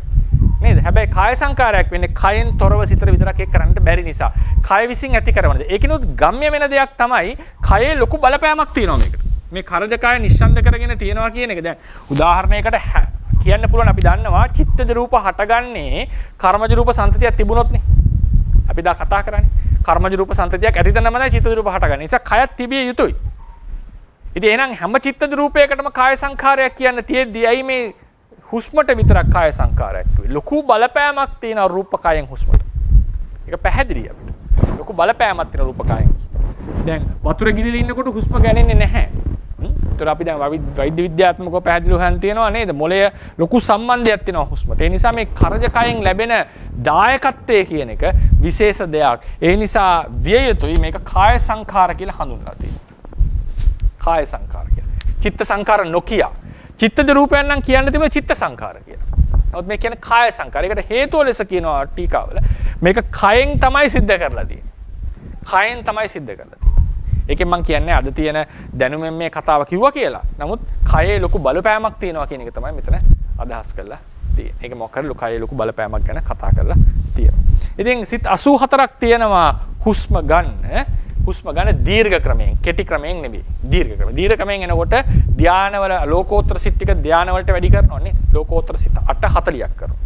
ලෝකෝත්තර සිත් 840ක් කරනවා. ඒ පරියායන් ගත්තම දීර්ඝ ක්‍රමයට ගත්තම ප්‍රථම ධාන සිත් 11ක් තියෙනවා. ප්‍රථම ධාන 11යි, ဒုတိ ය ධාන 11යි, තෘතිය ධාන 11යි, චතුර්ථ ධාන 11යි, පංචම ධාන 23යි. ඒ තමයි ධාන ක්‍රමයට යනකොට, දීර්ඝ ක්‍රමයට යනකොට. අපි ගත්තොත් ප්‍රථම ධාන 11යි, ဒုတိ ය ධාන 11යි, තෘතිය ධාන 11යි, චතුර්ථ ධාන 11යි, පංචම ධාන 23යි. අරූප ධානත් මෙතන තියෙනවනේ නේද? 23යි. මේ තමයි දීර්ඝ ක්‍රමයෙන් එන්නේ. දැන් අපි සිත් 84 ගන්නකොට අපි දෙකට කඩනවා. කාමාවචර අර්පණා. අර්පණා කියන අපි එක දවසක් කෙටියෙන් කතා කරන්න ඇති කියන කාමාවචර මට්ටමින් එහා තියෙන සියලු සිත් වලට කියනවා අර්පණා කියලා. රූප අරූප ලෝකෝත්තර. රූප අරූප ලෝකෝත්තර. ඒ රූප අරූප ලෝකෝත්තර සිත් ඔක්කොම 67ක් තියෙනවා. 67ක්. ප්‍රථම ධානය 11යි. ඒ රූපාවචර ප්‍රථම ධානය 3යි කුසල විපාක ක්‍රියා. හැබැයි අරූපාවචර ප්‍රථම ධානයක් නැහැ. ලෝකෝත්තරයේ ගත්තම සිත් 8ම ප්‍රථම ධානයෙන් තියෙන්න පුළුවන්. ඒ නිසා 11යි. ওই විදිහට ගත්තම හැම එකේම සිත් 11 11 තියෙනවා. අරූපාවචරයේ පංචම ධානයට නිසා 11යි 12යි 23ක් වෙනවා. ඒ සිත් 12 එකතු වීම නිසා. නිසා 23යි.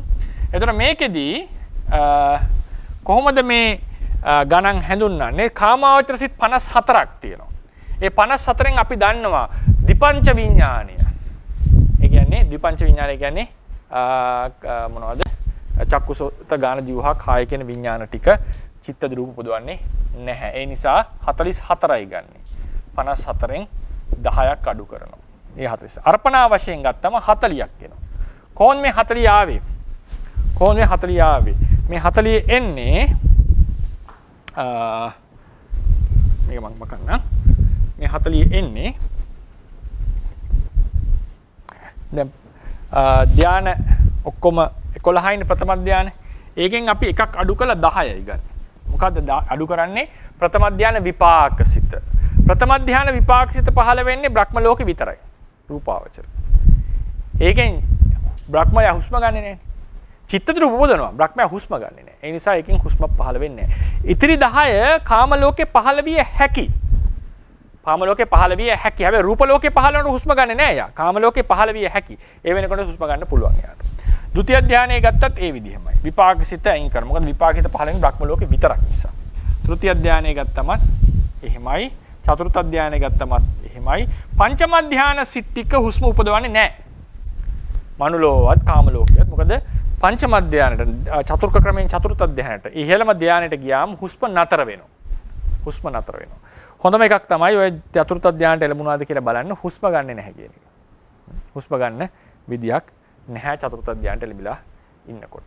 ඒ කියන්නේ උදාහරණයකට කරන්න කියනව නෙවෙයි පරීක්ෂණයක් මම හිතන්නේ උදාහරණයක් කරලා චතුර්ථ ධානයේ ඉන්න කෙනෙක්ට දැන් අපි ඉන්නකොට අපිට මෙහෙම කරලා බෑග් එකක් දැම්මොත් මොනවද මේ පොලිතින් බෑග් එකක් දැම්මොත් පොලිතින් බෑග් එක එනවනේ නහයට නේද හුස්ම ගන්නකොට. ඒ හුස්ම ටික ඔක්කොම ඇතුලට යනකොට මේක හැකිලෙනවා. නේද? චතුර්ථ ටික වෙලාවක මැරෙනවා. මේක ගලවන්න නැතු. චතුර්ථ ධානයේ ඉන්න කෙනෙක්ට දැම්මොත් ඒ හැකිලෙන්න බෑ. මේ තේරවාදයේ හැටි. මේ කියන ක්‍රමයේ හැටියට හුස්ම වැඩ කරන්නේ නැත්නම් හැකිලෙන්න හේතුවක් නැහැ. ඒතර ඒක නිකන් ඕනනම් පරීක්ෂණයක් කරන්න කියනව නෙවෙයි. ඒ විදිහ දැම්මොත් ඒක වෙන්නේ නැහැ කියන එක තමයි කියලා තියෙන්නේ. ඒතර පංචම ධානය, ඒක පංචතුර්ථ ධානය මම අදහස් කරේ පංචම ධානය කියන එකට. ඒතර මේ 40 මේ 84 තමයි හුස්ම උපදවන්නේ. මේ 84 හුස්ම උපදවන්නේ. හැබැයි 84 වුණත් ඒතර හුස්ම උපදවන්නේ නැති සිත් මොනවද? හුස්ම උපදවන්නේ නැහැ පංචම ධානයේ තියෙන 23, ප්‍රථම ධාන විපාකයේ, ဒုတိ ය ධාන විපාකයේ, තෘතිය ධාන විපාකයේ, චතුර්ථ ධාන විපාකයේ. එතන 4යි. 23යි 27යි 37යි නේ. නැහැ 27යි. 27ට එකතු කරන්න ඕනේ මේ 10. දෙපංච විඥානය. ඒතකොට 37යි. මේ 37න් උපදවන්නේ නැහැ. 37න් උපදවන්නේ නැහැ. උපදවන්නේ නැති 37යි මොනවද 7? ප්‍රථම ධාන විපාකයේ, ဒုတိ ය ධාන විපාකයේ, තෘතිය ධාන විපාකයේ, චතුර්ථ ධාන විපාකයේ, පංචම ධාන සියලු සිත්. ලෝකෝත්තරාදී සියලු සිත් සහ ද්විපංච විඥානය. ඒතර මේ 37 උපදවන්නේ නැති 37. 84 37 121යි නේ. ඒතර ඒ නිසා මේ ටික තමයි හුස්ම ගැනීම සම්බන්ධයෙන් තියෙන සිත්. හුස්ම ගැනීම සම්බන්ධයෙන් සිත්. ඉතින් මේ සිත් 84 උනත් හුස්ම ඇති කරවන්නේ පළවෙනි කරුණ කාම ලෝකේ පහළ වෙනකොට විතරයි. කාම ලෝකේ පහළ. මේ සිත් 84න් කවර හෝ සිතක් රූපාවචර ලෝකයක පහළ වෙනවා නම් අරූපාවචර ලෝකයක පහළ වෙනවා නම් හුස්ම කියන එක ඇති කරවන්නේ නැහැ. කාම ලෝකේ විතරයි මේ සිත් 84 උනත් හුස්ම ඇති කරවන්නේ. හරිනේ කාම ලෝකේ විතරයි. ඒ වගේ මේ සිත් අතර සමහර සිත් තියෙනවා මොනවද ප්‍රතිසන්දි චුති සුකෘත්‍යයන් සිද්ධ කරනවා කාම ලෝකේ. ඒක මේ 84න් නම් තියෙන්නේ මහා විපාක 8යි සම්තිරණ 2යි. ඒ 10ත් ප්‍රතිසන්දි චුති සුකෘත්‍යයන් සිද්ධ කරනකොට හුස්ම ඇති කරවන්නේ නැත. හුස්ම ඇති කිරීම කරන්නේ නැහැ. මේ 84 ප්‍රතිසන්දි චුති කෘත්‍යයන් සිද්ධ කරනවා. අනුටීකාවේ හැටියට මොනවද මරණාසන්න අවස්ථාවේ ඉඳලා චිත්ත චිත්තක්ෂණ 17කට එහා ඉඳන්ම හුස්ම ඇති කරන එක නතර වෙලා තියෙනවා. මේක තමයි මේක ගැන සම්බන්ධයෙන් තියන්න තියෙන කරුණු. ඒ නිසා ඒ වගේම නිරෝධ සමාපatti සම්බන්ධ සිතක් නැහැ. ඒකට කොහොමද හුස්ම හටගන්නේ නැහැ. මේ තමයි හුස්ම සම්බන්ධයෙන් කියන්න තියෙන කරුණු. අවසාන වශයෙන් 303 දී ඊට පස්සේ ගත්තොත් එහෙම චිත් නූපදවන ගත්තා මේ සිත් 10 කිසිදු චිත්ත රූපයක් උපදවන්නේ නැහැ. හුස්ම ගැන කතා කරන්න දෙයක් නැහැ. මොකද ධානාංග දුර්වල නිසා. ඊට පස්සේ මේ සිත් ටික පහළ වෙන්නේ බ්‍රහ්ම ලෝකෙ විතරයි. ඒ නිසා බ්‍රහ්ම ලෝක හුස්ම ගැනීම සිද්ධ වෙන්නේ නැහැ. පංචම ධාන සිත් අතිශයින්ම ශාන්ත නිසා හුස්ම ගැනීම සිද්ධ වෙන්නේ නැහැ කියලා තමයි සඳහන් කරලා තියෙන්නේ. ඊට පස්සේ ප්‍රතිසන්දිසා චුතිසිත දුර්වල වස්තු රූපයක් අසු කරන නිසා සිත් හුස්ම ඇතුළු කරන්නේත් නැහැ, චිත්ත රූප පුදවන්නේත් නැහැ. ථේරවාද සම්ප්‍රදායට අනුව සත්වයන් හුස්ම නොගන්න අවස්ථා 8ක් දක්වලා තියෙනවා. අවස්ථා 8ක්. 303. මේකත් අපි සාමාන්‍යයෙන් පොත්පත්වල තියෙන එක. මව් කුසේ සිටින විට ඒකට බිත්තරේ ඉන්නකොටත් ගන්නට පුළුවන්. බිත්තරයක ඉන්න කොටයි මව් කුසේ ඉන්න කොටයි ගන්න හුස්ම ගැනීමක් නැහැ. දියට සිටින විටදී හුස්ම ගන්න ක්‍රමයක් නැහැ. නේද? මාළුවා නම් වරල් වලින් හුස්ම ගන්නවා කියන්නේ මේ අපිට හුස්ම ගන්න ක්‍රමයක්. වරල්නේ මොනවද? කරමලේනේ. කරමලේ. වරල්නේ කරමලේ. ස්වීම ඌර්ජාවේ සිටින විට සාමාන්‍යයෙන් හුස්ම ගන්න නැහැ කියලා කියනවා. නමුත් සමහර අවස්ථාවල හුස්ම ගන්නවා කියලා සඳහන් වෙනවා. නේද? සමහර සාමාන්‍ය මැෂින් එකෙන් තමයි මම දන්න තරමින් හුස්ම එහෙම දෙන්නේ. ඒක මම හරියටම දන්නේ නැහැ. ඒ ගැන තොරතුරු. මල සිරුර ඉතින් මම කරුණාට පස්සේ කොහොමද හුස්ම ගන්න නෑ මල සිරුර. රූපාවචර නයන්න කපන්න. රූපාවචර බ්‍රහ්ම ලෝකයේ ඉපදිසිට විට නයන්නක් ඇවිල්ලා. රූපාවචර බ්‍රහ්ම ලෝකයේ ඉපදී සිටින විට අරූපාවචර බ්‍රහ්ම ලෝකයේ ඉපදී සිටින විට පංචම ධානයේට චතුර්ථ ණය ක්‍රමයෙන් නම් චතුර්ථ ධානය සමවැදී සිටින විට නිරෝධ සමාපත්තියට සමවැදී සිටින. මේ තමයි හුස්ම ගන්න නැති 8 දෙනා. දැන් ওই ආනාපාන සතිය වඩනකොට සමහර අය හුස්ම සියුම් වෙනවනේ. හුස්ම සියුම් නාම සමහර අය හිතන හුස්ම නතර වෙලා කියලා. ඒතකොට අටුවාවේ කියන එකක් තමයි කල්පනා කරන්න. ඔබ මේ 8 දෙනාගෙන් එක්කෙනෙක්ද? නෑ. 8 දෙනාගෙන්. ඒ නිසා බය වෙන්න එපා. ධර්මයේ හැටියට හුස්ම වැටෙන්නට ඕනේ. ඒ නිසා මගේ හුස්ම නැති වුණා කියලා නැගිටලා යන්න එපා. ගුරුවරයා ගාවට ගිහලා අහන්න යන්න එපා මොකද හුස්මට උනේ කියලා. නැත්නම් භාවනාව ඉවරයි කියලා නවත්තන්නට එපා. භාවනාව සමෘද්ධ වුණා කියලා හිතන්නට එපා. හුස්ම වැඩ කරනවා තාම. එහෙමනම් වෙලා තියෙන්නේ මොකද්ද? ඔබට හුස්ම වැටෙහෙ දැනෙන්නේ නැත්තේ හුස්ම සියුම් වෙලා. ඒක හොඳ ලක්ෂණයක්. හුස්ම සියුම් වෙලා. හැබැයි ඔබගේ සිහිය තාම ප්‍රමාණවත් මදි ඒ සියුම් හුස්ම අල්ල ගන්නට. සියුම් හුස්ම අල්ල. එහෙනම් ඔබ කරන්නට ඕනේ ඒක බලාගෙන ඉන්නේ හුස්ම හැපෙන තැන. කලින් හැපිච්ච තැන දිහා බලාගෙන ඉන්න. ඒතකොට යනකොට සිහිය දියුණු වෙන්න සියුම් හුස්ම වැටෙන්නට පටන් ගනී. නේ? එතකොට ඒ කියන්නේ ඔබගේ සිහිය දැන් දියුණු මට්ටමකට ඇවිල්ලා. හරියට හරක් ටික අතරමං වුණාම හරක් බලා ගන්න ඉන්න කෙනා කැලේ හැමතැනම දුවන්නේ හරක් වාගෙන. අතරමං වුණා නම් එයා දන්නවා හරක් හැමදාම වතුර බොන තැනක් තියෙනවා. ඉතින් හවසට එතනට ගියාම අනිවාර්යෙන් හරකා එතන එන්න එපයි. උට වතුර ඕනේ. ඒ නිසා මේ ඒ වගේ අය අමුතුවෙන් ගුරුවරයා ගාවට යන්නවත් කොහෙවත් හුස්ම හොයන්න යන්න ඕනේ නැහැ. හුස්ම කලින් වැඩිච්ච තැන තියෙනවානේ. ඒ වැඩිච්ච තැනට වෙලා බලාගෙන හිටියම හුස්ම වැටෙන්න පටන් ගන්න. තමන්ගේ ඉන්ද්‍රිය ධර්ම දියුණු වුණාම. ඒ නිසා මේක දෙන උපදේශයක් තමයි සිහි කරන්න තමන් මේ 8 දිනාගෙන් එක්කෙනෙක් කියන එක. මොකද සමහරවිට අපිට හිතෙන්න පුළුවන් හුස්ම නැහැ දැන් හුස්ම වැටෙන්නේ නැහැ ආදී ලෙසට මේ දැනුම ලබා දීලා තියෙනවා. ඒ නිසා මේ තමයි අද කතා කරන මාතෘකා ටික. අපි මාතෘකා ගොඩක් කරුණු කතා කරා. ගායනයේ වාදනය, නර්තනය, හැඬීම, හුස්ම ගැනීම කියන මාතෘකා. ඒවල ප්‍රශ්න ඕන තරම් ඇති. අපි හිමින්සරේ සාකච්ඡා කරමු. හෙට දවසේ මම හුස්ම පිළිබඳ තේරවාදීන්ගේ පැත්තෙන් විග්‍රහයක් ලබා දෙනවා. මොකක්ද අපි කොහොමද ඒක තේරුම් ගන්නට ඕනේ කියන එක. හැබැයි ඒකෙන් ආනාපාන සතිය භාවනාව ගැන විස්තර කරන්න යන්නේ නැහැ. ඒක හරහා මේක මේ පාඩමට අදාළ නැති නිසා හුස්ම කියන එක පොඩි ඕනනම් ටච් කිරීමක් කරා ආනාපාන සතිය ගැන. නමුත් ආනාපාන සතිය ගැන පාඩමක් නෙවෙයි. හුස්ම සම්බන්ධයෙන් කොහොමද චිත්තද රූපයක් මේක වෙන්නේ. කොහොමද තේරවාදී ක්‍රමය අපිට බලන්න කියන එක අපි සාකච්ඡා කරමු. ඒ නිසා පාඩම අවසන් කරනවා. මේ හැම එකකින්ම කතා කරේ සිත නිසා සිදුවන කායික ක්‍රියාකාරකම් කියන එක තමයි අපි මේ කතා කරලා. ඉතින් මේකක්වත් සිත නැතුව සිද්ධ වෙන්නේ නැහැ. ඒ නිසා මේ සියල්ලම සංකතයි. හේතු නිසා හටගන්න, පවතින, නිරුද්ධ වෙන ධර්මය. ඒ නිසා අපි අවස්ථාව ලබා දෙනවා ප්‍රශ්න විමසන්න. ඔන්න සවසලයි. තේරුවන් නැවත. මම සංගීතයෙන් කෙනෙක් කතා කරන්නේ. මට මේ මුල ටිකෙත් මම හිතියේ නැහැ මේ ප්‍රශ්න දෙකක් තියෙනවා. ඒක මේ පැහැදිලි වුණා නම් ස්වාමීන් වහන්සේ මම YouTube එකේ බලන්න පොඩ්ඩක් මට පැහැදිලි කරගන්න ඕන එක තමයි මේ දැන් අපි චතුර්ථ ධානයට සමවැදී දෙන වෙලාවට මේ ඒක හුස්ම නවතිනවනේ. එතකොට ඒක අපි නිකන් ජීවිතයක්ව ගත්ත ස්වාමීන් වහන්සේ අපිට ඒ කියන්නේ ඔක්සිජන් නේ අපි ගන්න හුස්ම ගන්නවා කියලා. එතකොට ඒ කියන්නේ ඒක මැරෙන්නේ නැතුව ඉන්න ඒ කියන්නේ සාමාන්‍යයෙන් ගත්තොත් අපිට ඔක්සිජන් නැගට ඕනේ. එතකොට ඒක කොහොමද ස්වාමීන් වහන්සේ අර වෙලාවේදී ඒක නැතුව කොහොමද කරගන්නේ? ඒක මට තේරෙන්නේ නැහැ විස්තර කරන්න. වෙන්නේ නැහැ කියලා එක තමයි කියන්නේ කොහොමද එලා ජීව විද්‍යාත්මක ක්‍රියාවලිය මොකක් හරි සිතේ අනුභවයකින් සිද්ධ වෙන්නේ නැති එකක් වෙන්නට ඕනේ. ඒ වගේ ගත්තොත් ඒ කියන්නේ දැන් උදාහරණයකට අපි කියනවානේ දැන් සිතේ චතුර්ථ ධානයේ අනුභවය කියලා එකක් තියෙනවානේ. චතුර්ථ ධානයේ අනුභව ගොඩක් තියෙනවා. එකක් තමයි දැන් මේ ඵලසිත වලත් ඒ අනුභවය තියෙනවා. දැන් චතුර්ථ ධානය අනුභවය දැන් චතුර්ථ ධානයේ අභිඥා හිතින්නේ අහසින් යන්නේ. අහසින් යනකොට බැරි වෙලා හරි විසභාග අරමුණක් වෙලා ධානයේ පිරිහුණොත් මොකද වෙන්නේ?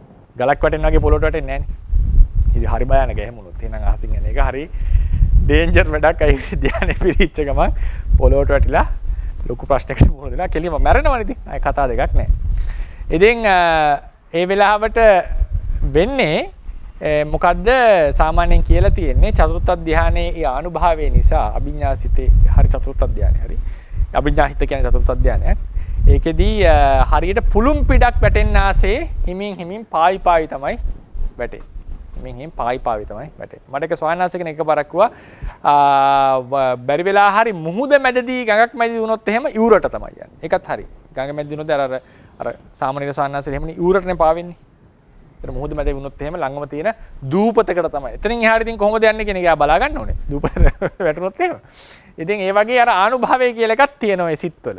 චතුර්ථ ධානය සිතේ. දැන් නිරෝධ සමාපත්තියෙන් නැගිටිනවා. නිරෝධ සමාපත්තිය ඉන්නකම් හානි වෙන්නේ නැහැ. දැන් අර කතාවක් තියෙන එක ස්වාමීන් කෙනෙක් නිරෝධ සමාපත්තියට සමවදුනා. නිරෝධ සමාපත්තියට සමවදුනාට පස්සේ කුටිය ගිනි ගත්තා. ඉතින් උන්වහන්සේ මොනවත් වෙලා නැහැ හානිය ලංකාවෙ වෙච්ච එකත්. ඉතින් ගිනි අරගෙන හිටියා. ඊට පස්සේ උන්වහන්සේ නැගිට්ටා. දැන් ඉන්නකොටනේ දැන් මෙයා වෙන්නේ නැත්තේ හැමතැනම අඟුරු. උන්වහන්සේ ඇවිදගෙන යනවා. දැන් ප්‍රශ්නයක් අහනවා පොත්වල. ඉතින් උන්වහන්සේ දැන් ඉන්නකොටනේ පිච්චෙන්න බැරි නැගිට්ටට පස්සේ පිච්චෙන්න බෑ. ඇවිදන් යනකොට අඟුරු ගොඩ උඩි. නේද? ඒතකොට අඟුරු ගොඩ උඩි. ඒ නිසා ඒවා ගොඩක් කතා තියෙනවනේ එහෙම ගිනි ගොඩේ නැගිටලා එනවා කියලා. ගිනි ගොඩවලි නැගිටලා ආපුවා තියෙනවා. පස්සේ බුදුවරු එහෙම. ඒ නිසා ඒ වගේ අවස්ථාවල කියන්නේ ඒ සිබිච්ච ඊට පස්සේ පහළ වෙන ඵලසිතක්. ඵලසිත පහළ වෙනවා. මට මතක හැටියට ඵලසිතේ අනුභවයෙන් තමයි ඒක සිද්ධ වෙන්නේ. ඒ නිරෝධයෙන් නැගිටිනකොට එන ඵලසිත. ඵලසිතෙන් තමයි ඒක අනුභවයෙන් තමයි ඒක පිච්චෙන්නේ නැතු වෙනවා කියන්නේ. ඒ නිසා මේ තියෙනවා සාමාන්‍යයෙන් එක සිත්වල ආනුභාව. ඒ ආනුභාවයක් නිසා තමයි දැන් තේරවාද ක්‍රමයේදී මම බැලුවොත් උත්තරයක් දෙන්න වෙන්නේ. ඒ ආනුභාවය නිසා තමයි මේ නැත්තම් සාමාන්‍යයෙන් මැරෙනවනේ හුස්ම ඇතුලේ ඒක ඔබ්වියස් නේ. ඔක්සිජන් නැතුව ඉතින් මැරෙනවා හුස්ම හිර කරොත් එහෙම. මම ඒකනේ බෙල්ල මිරි කර මරන්න පුළුවන්. ඒ අනිවාර්යෙන් මොන හරි සිතේ ආනුභාවයක් නිසා තමයි ඒක වෙනවා කියන එක තමයි තේරවාද ක්‍රමයෙන් දෙන්න තියෙන උත්තරය. එහෙම නැත්නම් මට ඒක ජීව විද්‍යාත්මකවත් එක ගලපන්නට නම් තේරෙන්නේ නැහැ. එහෙම කරන්න බැරි තැන් ඕන තරම් තියෙනවා. එහෙම තමයි උත්තරයක් දෙන්න වෙන්නේ. මම හිතන ක්‍රමය. ආනුභාවය කියන්නේ. මේ ප්‍රශ්න කියන සමහරවිට අදාළ මේ ගායනය වාදනය එහෙම ගැන කතා කරන නිසා සාමාන්‍ය සමාජ මතයක් තියෙනවා මේ ඒ කියන්නේ ගායකයෙක් හරි නැත්නම් නළුවෙක් ඒ බොහෝ විට අර ආස කියන නිරයට අනිවාර්යෙන් යනවා වගේ කතාවක්. ඒක සමහරවිට කොහොමද ඒ කියන්නේ ඒක අනිවාර්යෙන් වෙන එකක් නැත්නම් ඒ සමාජයේ මොකක්ද ඒ සූත්‍රයේ හැටියට නෑ සූත්‍රයක් තියෙනවා එහෙම එකක්. සූත්‍රයේ තියෙනවා එහෙම එකක්. ඒ කියන්නේ නළුව යනවා කියලා එක. නළුව සහ එහෙම එකක් කතාවක්. ඒ කියන්නේ එතන යුද බටේ යන අවස්ථාවක් ගැන තෝ සූත්‍ර කීපයක් තියෙනවා එතන. ඔතන කතා කරන්නේ බුදුරජාණන් දේශනා කරනවා මේ ඒ කට්ටියට තියෙනවා එක දෘෂ්ටියක් කට්ටියකට මේ වගේ මිනිස්සුන්ව hina ගැස්සුවොත් ලොකු කුසලයක්. ඒකෙන් අපිට දිව්‍ය ලෝක යන්න පුළුවන්. කියලා දෘෂ්ටියක් තියෙනවා කට්ටියට.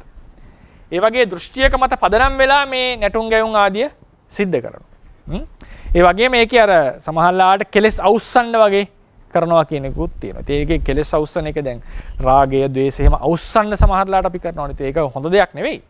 ඒ නිසා විශේෂයෙන්ම අර දෘෂ්ටිය ලකුවට බලපානවා. එයාගේ නිරයට යන්නේ සූත්‍රයේ බලන්නේ සූත්‍රයේදී ඒ දෘෂ්ටිය ගැන කතා කරනවා. හැබැයි දෘෂ්ටිය පමණක් නෙමෙයි ඒකට කියන්නේ සූත්‍රයේ හැටියට දෘෂ්ටියට විතරක් නෙමෙයි අවධානය දීලා තියෙන්නේ.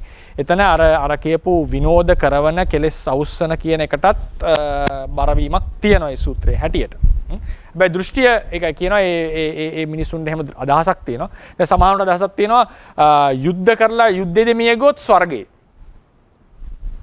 යුද්ධෙදි මිය ගොත් ස්වර්ගේ. ඔය සමහර සින්දු පවා තියෙනවා නේද? ඒක හරි ඒ කියන්නේ වීර ක්‍රියාවක් ලෙස හඳුන්වන්නේ අර්ථකථනය කරන්නේ. ඉතින් ඒ නිසා ඒ යුද්ධෙදී මිය ගියොත් ස්වර්ගයට යනවා. ඒ වගේ දෘෂ්ටියකින් කවුරු හරි මිය ගියොත් බුදුරජාණන් වහන්සේ කියනවා මේ අහවල් නිරයට යනවා කියලා. ඉතින් ඒ දෘෂ්ටිය විතරක් නෙවෙයි. ඒකෙන් ගම්මේ වෙන ඒ ප්‍රාණඝාත ආදී කියලා ඒ සාදියත් අරගෙන තියෙනවා. ඒ නිසා එහෙම දේශනාවක් තියෙනවා මට ඒක 100% මෙහෙමයි මේකේ විස්තර කරේ කියන එක කරන්නට තේරෙන්නේ නැහැ. නමුත් ඒ කතාවලදී නම් එන්නේ ඒ සමහර අයට ඒ වගේ දෘෂ්ටි තිබිලා තිනවා මේ වගේ සතුටු කිරීම නිසා ස්වර්ගයට යනවා ආදී ලෙසට. මම ඒක පොඩ්ඩක් නැවත බලන්න. පොඩ්ඩක් ඒක හිතන්න ඕනේ ඒක ගැන අපි සාකච්ඡාවක් ගන්න කලින්. මොකද්ද ඒ කියන්නේ බුදුරජාණන් වහන්සේ එතන සම්පූර්ණයෙන් අදහස් කරේ මොකද්ද කියන එක බලන්න එපායි නේ. ඊට සරණයි. අවසරයි ස්වාමීන් වහන්සේ දෙවන් සරණයි. ස්වාමීන් වහන්සේ කෙනෙක් කතා කරන්නේ දැන් අපිට සාමාන්‍ය වචන පිට කරනකොට කතා කරනකොට එහෙම හුස්මත් ඒත් එක්කම ඒකට සම්බන්ධ වෙලා කරන බව පේනවා.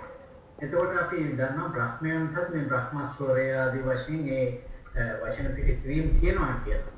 එතන කොයි ආකාරයෙන් සිද්ධ වෙන්නේ කියන එක පැහැදිලි කරගන්න තරක් වෙනවා. ඒකත් හොඳ ප්‍රශ්නයක්. ඒක වැදගත් ප්‍රශ්නයක්. අපි දන්නවා විද්‍යාත්මකව පෙනහළු වලින් හුස්ම ගැනීම විතරක් නෙවෙයි වොයිසින් කතා කිරීම ආදී සියල්ලට මේ හෙනහළු භාවිතා වෙනවා. පෙනහළු වලින් එන වාතස්කන්ධය. මේක අවශ්‍යයි. ඒක නැතුව වාතේ ඉන්නේ නැත්නම් මේක පිට වෙන්නේ නැහැ. ඇත්තටම මේ හඬවල් කියන එක. ඒකටත් මට උත්තර දෙන්න තේරෙන්නේ නැහැ අත්‍තර අවංකවම කිව්වොත්. එතනදී දැන් දෙවියෝ හුස්ම ගන්නවා කියලා කියනවා. දෙවියන්ට ඉතින් බලන්න යනවා මොනවද ඒ කට්ටියගේ ශරීරවල තියෙන කොටස් මොනවද හුස්ම ගැනීම සම්බන්ධයෙන් කියලා. ඉතින් මම දන්න පෞද්ගලික ක්‍රමයේ හැටියට නම් තේරවාදයේ තියෙන පොත්පත්වල හැටියට පෙනහැල්ලයි හුස්ම අතර සම්බන්ධය කතා කරලා නැහැ ඇත්තටම. ඒ කතා කරලා තියෙන්නේ මේ වෙනම ක්‍රමයකට. ඒක මම හෙට කතා කරන්නම් ඒ සිද්ධිය ඒ ගැන තියෙන තොරතුරු. අපි ප්‍රායෝගිකව අපේ මනුස්ස ශරීරය දිහා බැලුවම අනිවාර්යෙන් මේ ඇතුලෙන් හුස්මක් එන්නට ඕනේ. වාතස්කන්ධයක් එන්නට ඕනේ. නැත්තම් කතා කරන්නට බෑ අපිට. පැහැදිලි. මේ වාතය ඇවිල්ලා හැපෙන එක නෙමේ මෙයා වෙන්නේ. බ්‍රහ්මයන්ගේ මොකක් හරි වෙන මෙකැනිසම් එකක් වෙන්න වෙනවා. ඒ කට්ටියගේ දැන් හුස්ම නැහැ කියලා කියනවනේ. නේද? හුස්ම නැහැ කියලා අපි කියනවා බ්‍රහ්ම ලෝකෙදී. යමක ප්‍රකරණ එහෙම කතා කරනවා හුස්ම නැහැ කියන එක. ඉතින් ඒක මත පිහිටලා අපි කතා කරනකොට වෙන පරයයකින් හුස්ම සිද්ධ වෙනවා කියන එක තමයි තේරවාදයේ ඉඳලා උත්තරයක් දෙන්නට තියෙන්නේ. එහෙම නැතුව මේ අර බ්‍රහ්මයන්ට කාය ප්‍රසාදේ වගේ එකක් නැතිවීමත් අපි කතා කරන්නේ දා නේද? කොහොමද ඒ කට්ටියගේ ඒකේ අර අපේ ડોක්ටර් නම් කිව්වේ මේ ඒක වෙනම ක්‍රමයකට ඒ සෙන්ස් එක ඇති වෙන්නේ කියලා රියාපත වගේ කතාවලදී. ඉතින් ඒ වගේ මොකක් හරි වෙනම ක්‍රමයකින් තමයි ඒක වෙනම ඇත්තේ එහෙමනම්. ඒ තේරවාදයේ මත පිහිටලා අපි කතා කරොත් හුස්ම ගන්නෙ නැහැ කියන මූලික පදනමත් ඇති කරගෙන බ්‍රහ්මයෝ කතා කරනවා කියන එකත් තොරතුරු තියෙනවා. ඉතින් මේක ගලපනවා නම් වෙනම පරයයකින් හුස්ම ගැන කතා කිරීම සිද්ධ වෙනවා කියන එක තමයි අපිට කියන්නට වෙන්නේ. හැබැයි මිනිස්යන් අතර හුස්ම කියලා මෙතන අදහස් කරන්නේ වායු කඳ කියන එක. ඒක අනිවාර්යෙන් අවශ්‍යයි. ඒක අනිවාර්යෙන් අවශ්‍යයි. ඒ පෙනහැලු වලින් එහෙම එන ඒ අර විශේෂයෙන් ඔය ඔපෙරා වගේ වලට එහෙමනම් ඒ ගොඩාක් ඕනේ නේ අර සද්ද අල්ලන් ඉඳලා හොඳට හඬ පිට කරනවානේ. ඒවට එහෙම මේක අනිවාර්යෙන් අවශ්‍යයි. ඒ නිසා ඒකටත් මට එහෙම එකපාර කෙලිම උත්තරයක් දෙන්න හැකියාවක් මගේ දැනුමෙන් මට තේරෙන්නේ නැහැ. දරුවන් සන්නයි ડોක්ටර්. ඒ වෙලාවේ මම හිතන්නේ දැන් හුස්ම ගැනීම ප්‍රඥාන්ත නැහැ කියන හුස්ම දැන් අපිට අත්‍යවශ්‍ය ඔක්සිජන් ලබා ගැනීමට ජීවත් වීමට අවශ්‍ය දෙයක් නේ මනුස්සයන්ට තිබෙනවා. ඔව්. බ්‍රහ්මයන්ට එහෙම අවශ්‍යතාවයක් නැහැ කියන එක තමයි මට තේරෙන හැටියට එහෙම නැහැ කියන්නේ. ඔව්. හැබැයි වොයිස් කියන එක හට ගැනීම සඳහා හුස්ම කියන එක එතන අපේ වොයිස් බොක්ස් එක හුස්ම ගැනීම තන පිහිටලා තියෙන නිසා වොයිස් එක එනවා නිසා. එතන හුස්ම ගැනීම නිසා වොයිස් එක එනවා කියන්නේ බැහැ. එතන ඒ වායු මෙහා කිරීමෙන් තමයි අපේ වොයිස් ප්‍රොඩක්ෂන් එක එන්නේ. නෑ ඒ කියන්නේ වායුව තියෙන්න ඕනේ නේද ડોක්ටර්? වායුව තියෙන්න ඕනේ නේද ඒක යනකොට? වායුව තියෙන්න ඕනේ. හැබැයි වායුව දැන් අපේ වොයිස් ප්‍රොඩියුස් වෙන්න වායුව තියෙන්න ඕනේ. ඒකින්නේ වායුව හුස්ම ගැනීමයි දෙකයි කපල් වෙලා දිනවා නිසා. එතකොට දැන් ප්‍රඥාන්ත හුස්ම අවශ්‍යයි. ප්‍රඥාන්ත ජීවත් වීමට හුලං හුස්ම අවශ්‍ය නැහැ. ඒක හුස්ම ගැනීම කියන දේ ප්‍රඥාන්ත නැහැ. හරි. හරි. හැබැයි දැන් වෙන අපේ මනිතන්නේ පොත්වල නැහැනේ මේ කියන්නේ ප්‍රඥාන්ත වෙන මෙකැනිසම් එකක් තියෙනවා. ඒක වොයිස් ප්‍රොඩක්ෂන් කියන එක වෙනම ආකාරයකට වෙන්න ඕන තරම් පුළුවන්. පුළුවන්. ඔව් කියන්නේ ඔව් අර නිකන් මේ ස්පීකර් එකේ උනුත් හඬ නිකුත් කරන්න පුළුවන් වගේ. ඔව් වෙන මෙකැනිසම් එකකින් සමහරවිට හුලං අපේ ලෝකේ හුලං නැහැ කියලා තියෙනවා. හුලං ඒක සතර මහා ධාතු නම් ඇති. ඉතින් ඒක මම එහෙම ඉතින් එතකොට මොනවා හරි දැන් හුස්ම ගන්න බෑ කියන එකයි කතා කරන්න බෑ කියන එක දෙකක්. ඒක හරි. ඒක සම්පූර්ණ දෙකක්. ඒ කියන්නේ අපි හුස්ම ගැනීම නිසා වොයිස් එක හැදෙනව නෙමෙයි. හුස්ම ගැනීමේ ට්‍රැක් එකේ වොයිස් බොක්ස් එකක් තියෙන හින්දා ඒක මොඩියුලේට් කරලා අපිට ඒකෙන්ම අපි අපි උත්සාහ හරි. ඒ ඉන්න වෙන මෙකනිසම් එකක් හුලන් තියෙන හුලන් සම්බන්ධ හුලන් නැතුව හරි. වෙන මෙකනිසම් එකක් මට හැංගෙන්නේ එහෙමයි හරි. ඒක හරිද නෑ ඒක පේනවා ඒක යුක්තියක් පේනවා. ඒ කියන්නේ අපේ මෙකනිසම් එක නෙවෙයි වෙන විදිහේ ක්‍රමයකට අනිවාර්යෙන් වාතය අවශ්‍යමත් නැහැනේ. ශබ්දය හටගන්න එතන. ඒ නිසා වෙන ක්‍රමයකට වෙනවා ඇති කියන එක. බොහොම පිං. සෝත ප්‍රසාදයක් පිහිටන්න ඕන කියන තැන නේද එතනදී අපි කතා කරන්න ඕන. ශබ්දයට සෝත ප්‍රසාදයේ පිහිටලා තියෙනවා නම් කියන තැන කතා කරන්න බැරිද අපිට? සෝත ප්‍රසාදයේ පිහිටනවා නේද ප්‍රඥාවෙන්ද? සෝත ප්‍රසාදයේ පිහිටන බව හරි. නමුත් ප්‍රශ්නේ තියෙන්නේ අපිට සද්දේ උපදින හැටිනේ. එතකොට දැන් අපි එතනදී ශබ්දයක් කිව්වහම එතන හඬ කැඩීමක් වගේ සිදුවීමක් වුණොත් පදාර්ථයේ කැඩීමක් කියන්නේ පරමාර්ථ ධර්ම කැඩීමක් වගේ සිදුවීමක් නිසා සෝත ප්‍රසාදයේ එතන ඇක්ටිව් වුණා කියන්නේ වගේ ගන්න බැරිද ස්වාමී? මට ඒක තේරෙන්නේ නැහැ. මට ඒක හරියට පැහැදිලි වුණේ නැහැ. ඒ කියන්නේ දැන් බ්‍රහ්මයන්ගේ සෝත ප්‍රසාදයේ තියෙන කනේ එතකොට මොනවා හරි මෙතනනේ සද්දේ ඇති වෙන්න ඕනේ මුඛය ආශ්‍රිතවනේ. මේ උගුර ආදී ආශ්‍රිතවනේ. ඉතින් ප්‍රශ්නය ආවේ ඒක දැන් සාමාන්‍යයෙන් අපේ එන්නේ අර හුලඟක් එක්කනේ මේක හැපිලා ගැටෙන්නේ. ඉතින් එතකොට මේ සාමාන්‍යයෙන් වාතය යන්නේ ඇතුළට මේ ස්වරාලේ එහෙම තියෙන්නේ හුස්ම නලය. ඒ නිසා මේකේ එහෙම එකක්ද කියලා තමයි ප්‍රශ්නය ආවේ. ඉතින් එතකොට අපේ ડોක්ටර් රංජිනී ගමගේ පැහැදිලි කරේ මේ ඒක අපේ වෙන්නේ හුස්ම යන මාර්ගයේම ස්වරාලේ නැත්නම් වොයිස් බොක්ස් එක තියෙනවා. ඒ නිසා අපේ සිද්ධ වෙන්නේ හුලඟත් එක්ක වාතයත් එක්ක තියෙන සම්බන්ධතාවයක් උඩ. නමුත් කතාව ලොජික් එක හරි શબ્දය ඇති වෙන්න අනිවාර්යෙන් වාතය එක්ක හැපෙනවා කියලා එකක් නැහැනේ නේද? શબ્දය ඇති වෙන්න.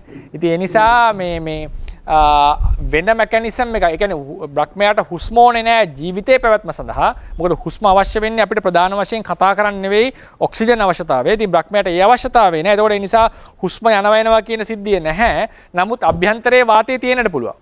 අභ්‍යන්තරයේ වාතය තියෙන්නට පුළුවන්. එතකොට සහ ඕනනම් වෙන ක්‍රමයකින් ඒ ගැට්ටනේ දැන් දේවල් දෙකක් ගැටලා අපි හට ගන්නවනේ සද්දේ. ඒ වගේ සිද්ධියකට වගේ වෙන්න පුළුවන් කියන එක තමයි තුමි ප්‍රකාශ කරේ මං හිතන්නේ. තෙරුවන් සරණයි.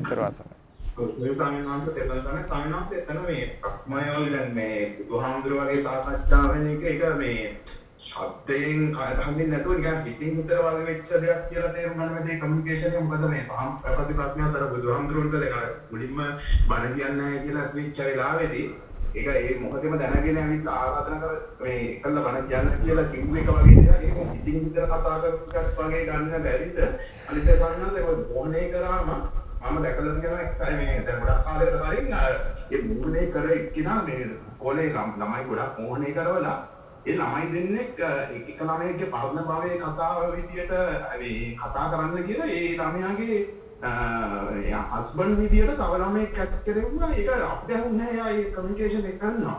එයා පස්සේ ගියා දෙවෙනි ළමයා එයා ඕඩර් එකක් දීලා ඒ විදියට මේ ඇත් කරෙව්වා කියලා. ਪਰ ඒ වගේ දෙයකදී අර සත්‍යයෙන් නැතුව වෙන කමියුනිකේෂන් මෙතඩ් එකක් කියලා හිතුවා.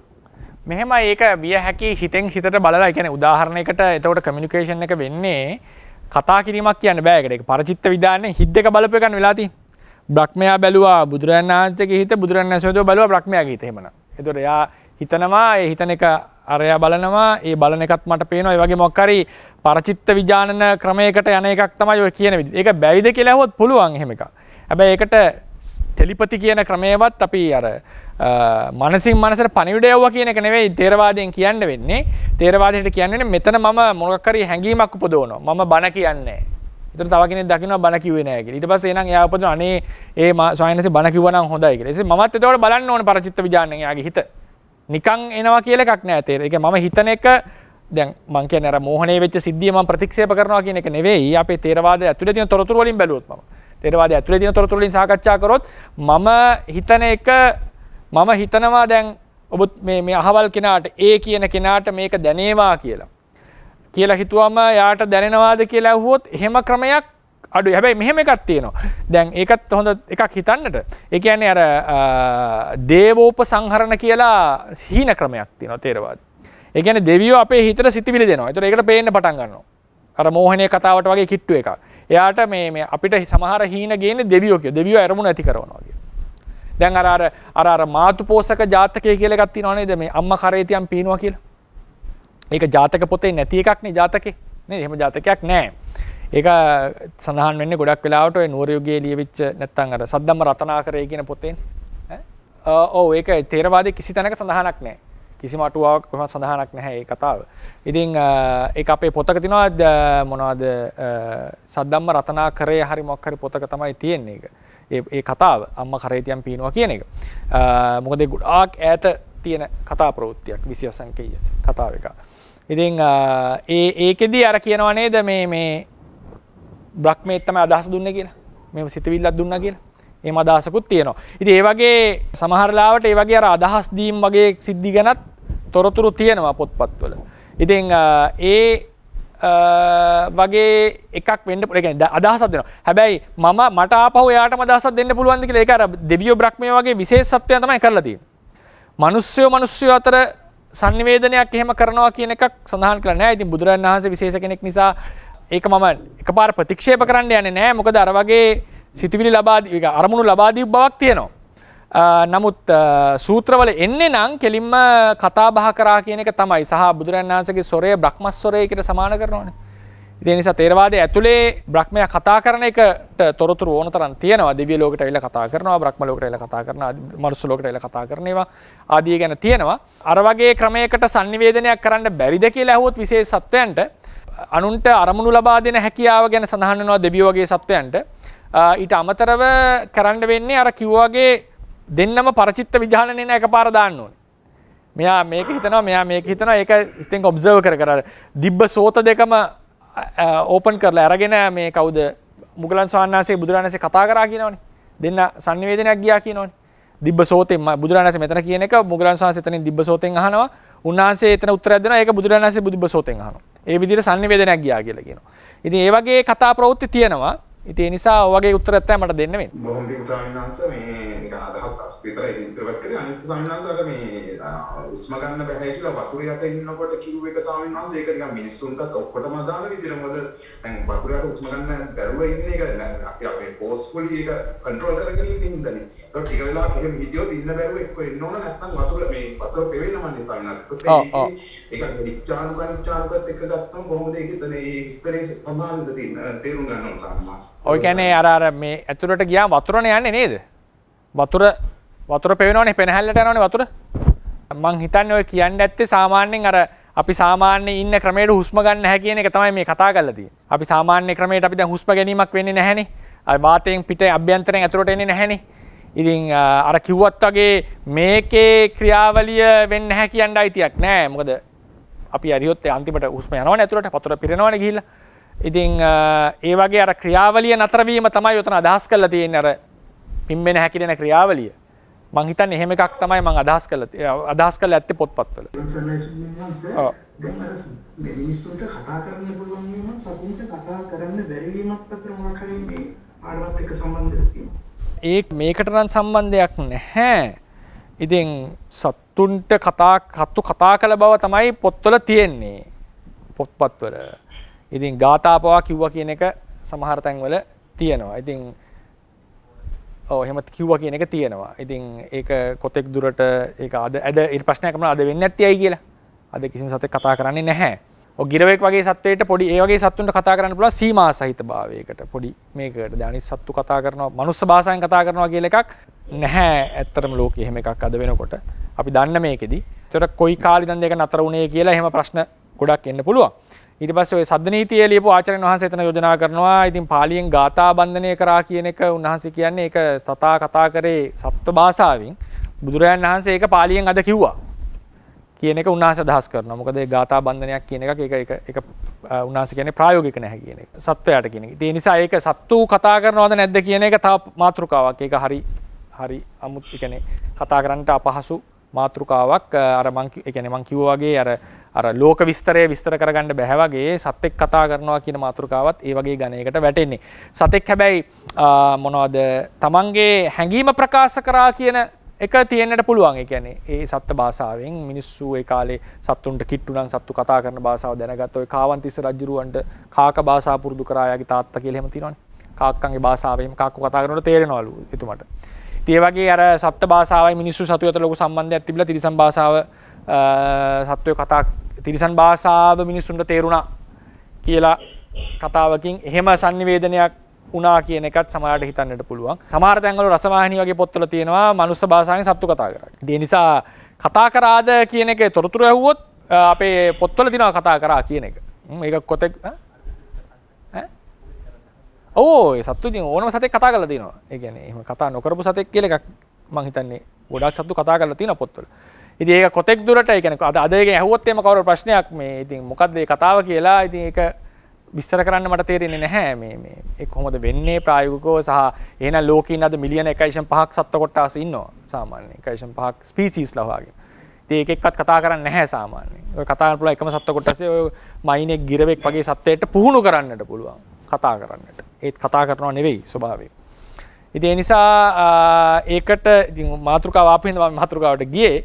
මේකේ නම් එහෙම හුස්ම ගැනීමත් එක්ක නම් කිසිම සම්බන්ධයක් ඒකේ නැහැ. ඉතින් සත්තු කතා කරනවද නැද්ද කියන එක වෙනම මාතෘකාවක් තේරවාදයේ හැටියට. ඒක ඉතින් අද සාමාන්‍යයෙන් කතා කරන්න ඒ කියන්නේ මොනවද ඒකේ කියන්න වෙන්නේ ඉතින් ඒ පොත්පත්වල තොරතුරු තියනවා කියන එක තමයි. එහෙම නැතු අද තියෙන තොරතුරත් එක්ක කොහොමද ඒක සිද්ධ වෙන්නේ කියලා කවුරු හරි ප්‍රශ්නයක් අහුවොත් උත්තරයක් මම හිතන්නේ අපිට දෙන්න ක්‍රමයක් තියෙනවා කියලා. ඉතින් ඒ වගේ අත්තා කියන්නේ. අවසරයි ස්වාමීන් වහන්සේ. සමහරක් මිනිස්සු මේකේ භූතයෝ වගේ අය එකට ඇවිල්ලා කතා කරනවා කියලා ඒක අදහස මොකද්ද ස්වාමීන් වහන්සේ? සිතකින් සිතකට කතා කරන එකද? ඒකෙදි වෙන්නේ දැන් උදාහරණයක් අපේ විනය පරයයක් තියෙනවා අපිට අමු මස් කන්නට බෑ අමු මස් සහ ලේ. නමුත් අමනුස්ස පරිග්‍රහිතයේදී ඒක කරගන්න පුළුවන් ඉඩ තියෙනවා. මොකද අමනුස්සයේ මේ ආරුණාට පස්සේ ස්වාමීන් වහන්සේ කෙනෙක් අමු මස් කෑවත් අමුලේ බිව්වත් අනාපත්. ඒකට හේතුව ලෙස අටුවා කියන්නේ ඒ වෙලාවේ කන්නේ බොන්නේ අමනුස්සයා. ඒ ඔක්කොම පෝෂණය ගන්න ඒ ටික කරන්නේ අමනුස්සයා කියලා. ඉතින් ඒ නිසා නමුත් ඒ ස්වාමීන් වහන්සේ තමයි ක්‍රියාකාරකම සිද්ධ කරන්නේ. ඉතින් තේරවාදයේ හැටියට දැන් අමනුෂ්‍ය ආරූඪ වෙනවා කියන කතාව තියෙනවා. ආරූඪ වෙනවා. ඒකට අර මහා භූත කතාවද අපි කිව්වේ නේද? හොයන්න අමාරුයි කොහෙද ඉන්නේ එළියද පිටද ඉන්නේ කියලා මහා භූත උපමාවටත් අපි ගත්තේ නේද? ඉතින් සාමාන්‍ය මිනිහෙක් හිතා ගන්න අමාරුයි. ඉතින් සාමාන්‍යයෙන් ගම්මේ වෙන්නේ ඒ වෙලාවේ මිනිහෙක්ට හානියක් කරොත්, හොරකමක් කරොත්, බැන්නොත් මේ ඔක්කොම අමනුෂ්‍යයාගේ ක්‍රියාකාරකම්. මනුෂ්‍යයා ඉන්ස්ට්‍රුමන්ට් එකක්. එයා කරණයක් තමයි ඒක කරන්නේ. ඒ කියන්නේ එයාට මාධ්‍යයක් විතරයි මනුෂ්‍යයා. මනුෂ්‍යයාට ඒක එයාගේ හිත වැඩ කරනවද නැද්ද කියලා අහුවොත් එයාගේ හඬ තමයි පිට වෙන්නේ. ඉතින් ඒක සම්පූර්ණයෙන් එයා වසඟයට අරගෙන වගේ වැඩක්. හිත වැඩ කරන්නේ නැද්ද? හිත භවාංගයේද කියලා අහුවොත් ඒක මට කියන්න තේරෙන්නේ නැහැ. ඔයගත් තවත් අර විස්තරයක් මට තේරෙන්නේ. මගේ දැනුමෙන් ඉස්සර ගන්න තේරෙන්නේ නැති එක. නමුත් අපි විනය පරයයන් ගියාම කියන්නේ එයා තමයි කෑවේ එක. එයා තමයි ඒ දේ කරලා තියෙන්නේ. ඒ නිසා තමයි භික්ෂුවට අනාපත්‍ති. ඒකෙන් ගම්මේ වෙනවා ලොකු දායකත්වයක් තියෙනවා මේ ක්‍රියාවට අමනුෂ්‍යයාම කරලා තියෙන ක්‍රියාව. ඒතර ඒ වෙලාවේ මිනිස්යාගේ හිත භවාංගයේද හිටියේ. එයාට මතක නැහැ සාමාන්‍යයෙන් තියෙන අපි දකින සාමාන්‍ය වලදී එයාට යටත් කරගෙන වගේ තියෙන. එයා ඒක කොන්ෂස් ද අන්කොන්ෂස්ද කියලා අහුවොත් භවාංගයේද ඉන්නේ කියලා අහුවොත් ඒ වගේ උත්තර දෙන්න අමාරුයි මට. මොකද හේතුව එයාගේ හඬ තමයි සමහර පිට වෙන්නේ නේ. එයාගේ ක්‍රියාකාරකම් තියෙනවා. එයාගේ ශරීරයේ ඒ පැවැත්ම වල ඔක්කොම තියෙනවා. ඉතින් ඒ නිසා ඒකත් අද ඒවල උත්තර ඔක්කොම දුන්නේ මම ඒ විදිහට. ඉතින් එහෙම එකපාර උත්තරයක් දෙන්න අමාරුයි. නමුත් දායකත් හැබැයි අහුවොත් එහෙම අකුසලයේ කාටද සිද්ධ වෙන්නේ? දැන් උදාහරණයකට බාහ්‍ය දාරුචීරි ස්වාංශව ඝාතනය කරනවනේ එළදෙන ඇවිල්ලා. ඒකේ පාපේ යන්නේ එළදෙනට නෙමෙයි. එළදෙනට ආරූඪ වෙලා එන්නේ. ආරූඪ වෙලා කියලා තමයි තියෙන්නේ. ඒතකොට ආරූඪ වෙලා එනකොට මේ හරකට නෙමෙයි පාපේ තියෙන්නේ යක්ෂයාට. යක්ෂණියට. යක්ෂණිටිය. ඒ නිසා මේ ඒ ක්‍රියාකාරකම් වල වගකීම තියෙන්නේ ආරූඪ වෙච්ච සත්වයාට. ඒක ආරූඪයට යට වෙච්ච කෙනාට නෙවෙයි කර්ම න්‍යායයේ හැටියට අපි තේරවාදී නම් බැලුවොත්. ඒ නිසා ඒකටත් එහෙම උත්තරයක් තමයි දෙන්නේ. එතකොට ස්වාමීන් වහන්සේ සමහර මිනිස්සු මේ ශාස්ත්‍ර කියනවා එහෙම කියලා මෙන්න භාෂාවකින් කතා කරන්නේ දේව භාෂාව එහෙම කියලා. ඒක තමයි මෙහෙමයි. ඒක අපි සමහර කට්ටිය බොරු කරනවා කියලා එකකුත් තියෙනවා. ඉතින් ඔකට උත්තර දෙන්න ගියාම එක එක පැති වලින් මට චෝදනා එන්නට පුළුවන්. ඒක පිළිගත්තා දාත්‍රි පිළිගත්තා කියලා. ඉතින් සමහර කට්ටිය පැහැදිලිවම ලෝකෙට වංචා කරනවා කියන ඒවා තියෙනවා. ඊට පස්සේ මම එන්නම් මේ දැන් අද තියෙන ඒවා පැත්තකින් තියන්නකෝ. අද තියෙන පැත්ත කියලා මම ධර්මයේ තියෙන කරුණු ටික කියන්නම්කෝ. නැත්නම් අද තියෙන එක කියන්න ගියොත් එහෙම ඒක ලොකු ප්‍රශ්නයක් වෙනවා නේද? ධර්මයේ හැටියට එහෙම කතා කරව ජීවකට උගන්වපු කතාව තියෙන්නේ. නේද? ජීවක කියන වෙදතුමාට උගන්වනකොට කියනවා වෙදතුමා තමයි ඉගැන්වුවේ. පොතේ තියෙන එකක් ඈ. එතකොට උනේ මොකද්ද? සක්‍රයා තමයි ඇවිල්ලා ආරූඩයක් කියලා කියන්නේ මුකේ හිටියා කියලා. කියන්නේ ආරූඩ උනාද කියලා කියන්නේ එයා සක්‍රයා ඇවිල්ලා හිටියා. කට ආවේශ වුණා වගේ තමයි කියන්නේ. ඉතින් ඊට පස්සේ අන්තිමට මෙයා කියනවා අරයා ඉගෙන ගන්නවා ගුරුවරයාම දන්නවා මම මේ දන්නේ නැති දේවල් තමයි මම කියන්නේ කියලා. හරිනේ ගුරුවරයා දන්නවා මම දන්නේ නැති දේවල් මම මේ කියන්නේ මම දන්නේ නැති බෙහෙත් තමයි මම කියන්නේ මොකක් හරි මෙතන විශේෂයක් තියෙනවා කියලා ගුරුවරයාම තේරුම් ගන්නවා මේ විශේෂ කෙනෙක්ට තමයි මේ වැඩේ වෙන්නේ. කමක් නැහැ ඉතින් කියලා එයා අතින්ම කියවෙනවා. එයා අතින් කියවෙනවා. හැබැයි එයා තමයි කියන්නේ. එයා දන්නවා ඒක. එයා දන්නවා ඒ කියන එක. ඊට පස්සේ අන්තිම කියනවා අටුවාවේ මේ සක්‍රය ඇවිල්ලා තමයි බුදුවරයෙක් බෙදතුමෙක් නිසා ඒ විශේෂ දැනුම් ටික යාට ලබා දුන්නා කියලා. ඉතින් ඕම අවස්ථාවක් තියෙනවා. ඉතින් ඒ වගේ අර සමහරලාවට ඉතින් ඇවිල්ලා දන්නේ නැති භාෂාවකින් කතා කරනවා වෙන්න පුළුවන්. මම කියන්නේ හරිද වැරදිද බොරුද ඇත්තද කියලා. එහෙම පරියායක් පේනවා ධර්ම ක්‍රමයේ ඉඳලා. මොකද ජීවගේ කතාවෙන් මට ආදේශ කළා ගන්නට පුළුවන් ක්‍රමයක් තියෙනවා. මම හිතනවා උත්තරයක් හම්බෙන්නද කියලා නේ. ඔසරේ සයනස් මේ වචනය කතා කරනකොට සයනස් චිත්තකිරිය වායෝ ධාතුවයි වචී විඤ්ඤාතේ රූපයයි අවශ්‍ය වෙනවා සයනස් මේ එතකොට හුස්මේ සම්බන්ධයක් තියෙනවද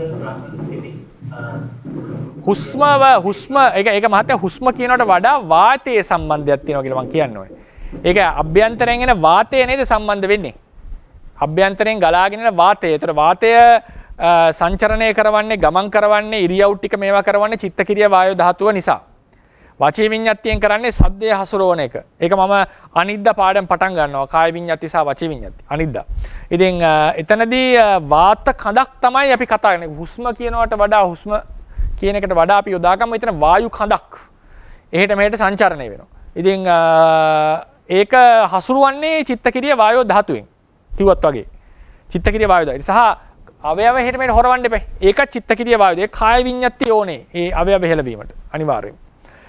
වචී විඤ්ඤාතියෙන් කරන්නේ ඒ ගැටෙනකොට ඒ ශබ්දය හටගන්න ක්‍රමය තීරණය වෙනවා. ඒක ගැන වාද තියෙනවා තේරවාදය ඇතුළේ. ඒ ගැන දැන් රේරුකාණි ස්වාමීන් වහන්සේ මේකෙදී අටුවාව වාදයට කැමති වෙන්නේ නැහැ එතනදී.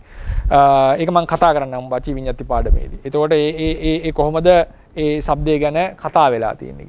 ඒ විදිහට ගත්තොත් හුස්මට වඩා මම කියන්න කැමති වාතය වායු කඳක් කියන එකෙන් කතා කරන එක සුදුසුයි කියලා මට හිතෙන්නේ. කොහොමද දැන් ඔබතුමාට ඒකට අදහස? අසල්සන් සෙටෙන්දී දෙන වායෝ ධාතුව කියලා තමයි ගන්න වෙන්නේ. එහෙම වායෝ ධාතුව අධික රූප කලාප ටිකක් නේ අනිවාර්යෙන් නේද? මොකද ඒක එනවනේ එහෙම එකක්. දැන් පැහැදිලිවම අපිට පේනවා මේ වාත කඳක් යනවනේ වාතය ගිහිල්ලා වදිනවනේ එක එක තැන්වල. පැහැදිලිවම එහෙම කියන්න වෙනවා අපිට. එහෙමයි. එතකොට සයන්ස් බ්‍රහ්ම ලෝකයේදී හුස්ම අවශ්‍ය වෙන්නේ නැහැ කියලා අපිට හිතන්න පුළුවන්. ඔව් ඒක තමයි අර ડોක්ටර් කියපු විදිහට ඒ කියන්නේ හුස්ම ගන්නවා කියන අර ඔක්සිජන් අවශ්‍ය වෙන ක්‍රියාවලිය නැහැ කියන තැනට යත හැකි. නමුත් වාතය ඒක තව මෙකනිසම් තියෙන්න පුළුවන්. දැන් එතුමේ කිව්වේ දැන් ඩිජිටල් විදිහට සද්ද උපදවන්න පුළුවන්. ඉලෙක්ට්‍රොනික විදිහට සද්ද උපදවන්න පුළුවන්. ඉතින් වාතයේම ගැටෙන්න අවශ්‍ය කියලා එකක් නැහැ. ඉතින් වාත කඳක් ඇතුලේ තිබිලා ඒක ගැටිලා හැමතිස්සෙම එතන වාත කඳක් තියෙනවා. හුස්ම ගන්නව නෙවෙයි. වායුව පිරලා තියෙනවා යාගේ ඒ මාර්ගය ඇතුලේ. එහෙම ගන්නට පුළුවන්. එහෙම නැත්තම් වෙන මොකක් හරි ඔය මේවා ඝට්ටණය වීම නිසා ශබ්ද ඇති වෙනවා අපේ වගේ නෙවෙයි කියලා කියන්නට වෙනවා. අවසරයි සම්මාසවන්ටින් සම්මාසවන්සල වායු කඳක් කියලා අදහස් කරේ අර අපි වායෝ ධාතුව හය කොටසක් තියෙන උද්දංගම වාතය කියන කොටස දෙකියුද? ඔව් දැන් උද්දංගම කියලා කියන්නේ උගුරටේම ඉක්කායම වගේ දේවල් නේද? උගුරටේම ඉක්කම ඉතින් ඒකත් ඕකට ගන්න පුළුවන් උද්දංගම වායු එකක් තමයි මෙතන. කතා කරනකොට අපිට ගන්න වෙන්නේ. දැන් උගුරට එනකොට උද්දංගම, වමන යනකොට එන්නේ උද්දංගම වායු. තල්ලු කරන එක. ඒතර අනිවාර්යෙන් කතා කරනකොටත් උද්දංගම වායු තමයි. එහෙනම් තෙරුවන් සරණයි අපි එන අද රැස් කරගන්න දෙනවා කුසල සම්භාරයේ තව තවත් ධර්මඥාන, භාවනාඥාන දියුණු කරගෙන නිවනින් සැනසෙන්නටම හේතු වේවා. තව තව බුද්ධ ශාසනයේ චිරස්ථිතිය පිණිසත් මේ කුසලයේ හේතු වේවා කියලා ප්‍රාර්ථනා කරනවා. බුද්ධ ශාසනං චිරන් තිට්ඨතු, බුද්ධ ශාසනං චිරන් තිට්ඨතු, බුද්ධ ශාසනං චිරන් තිට්ඨතු. සාදු සාදු සාදු.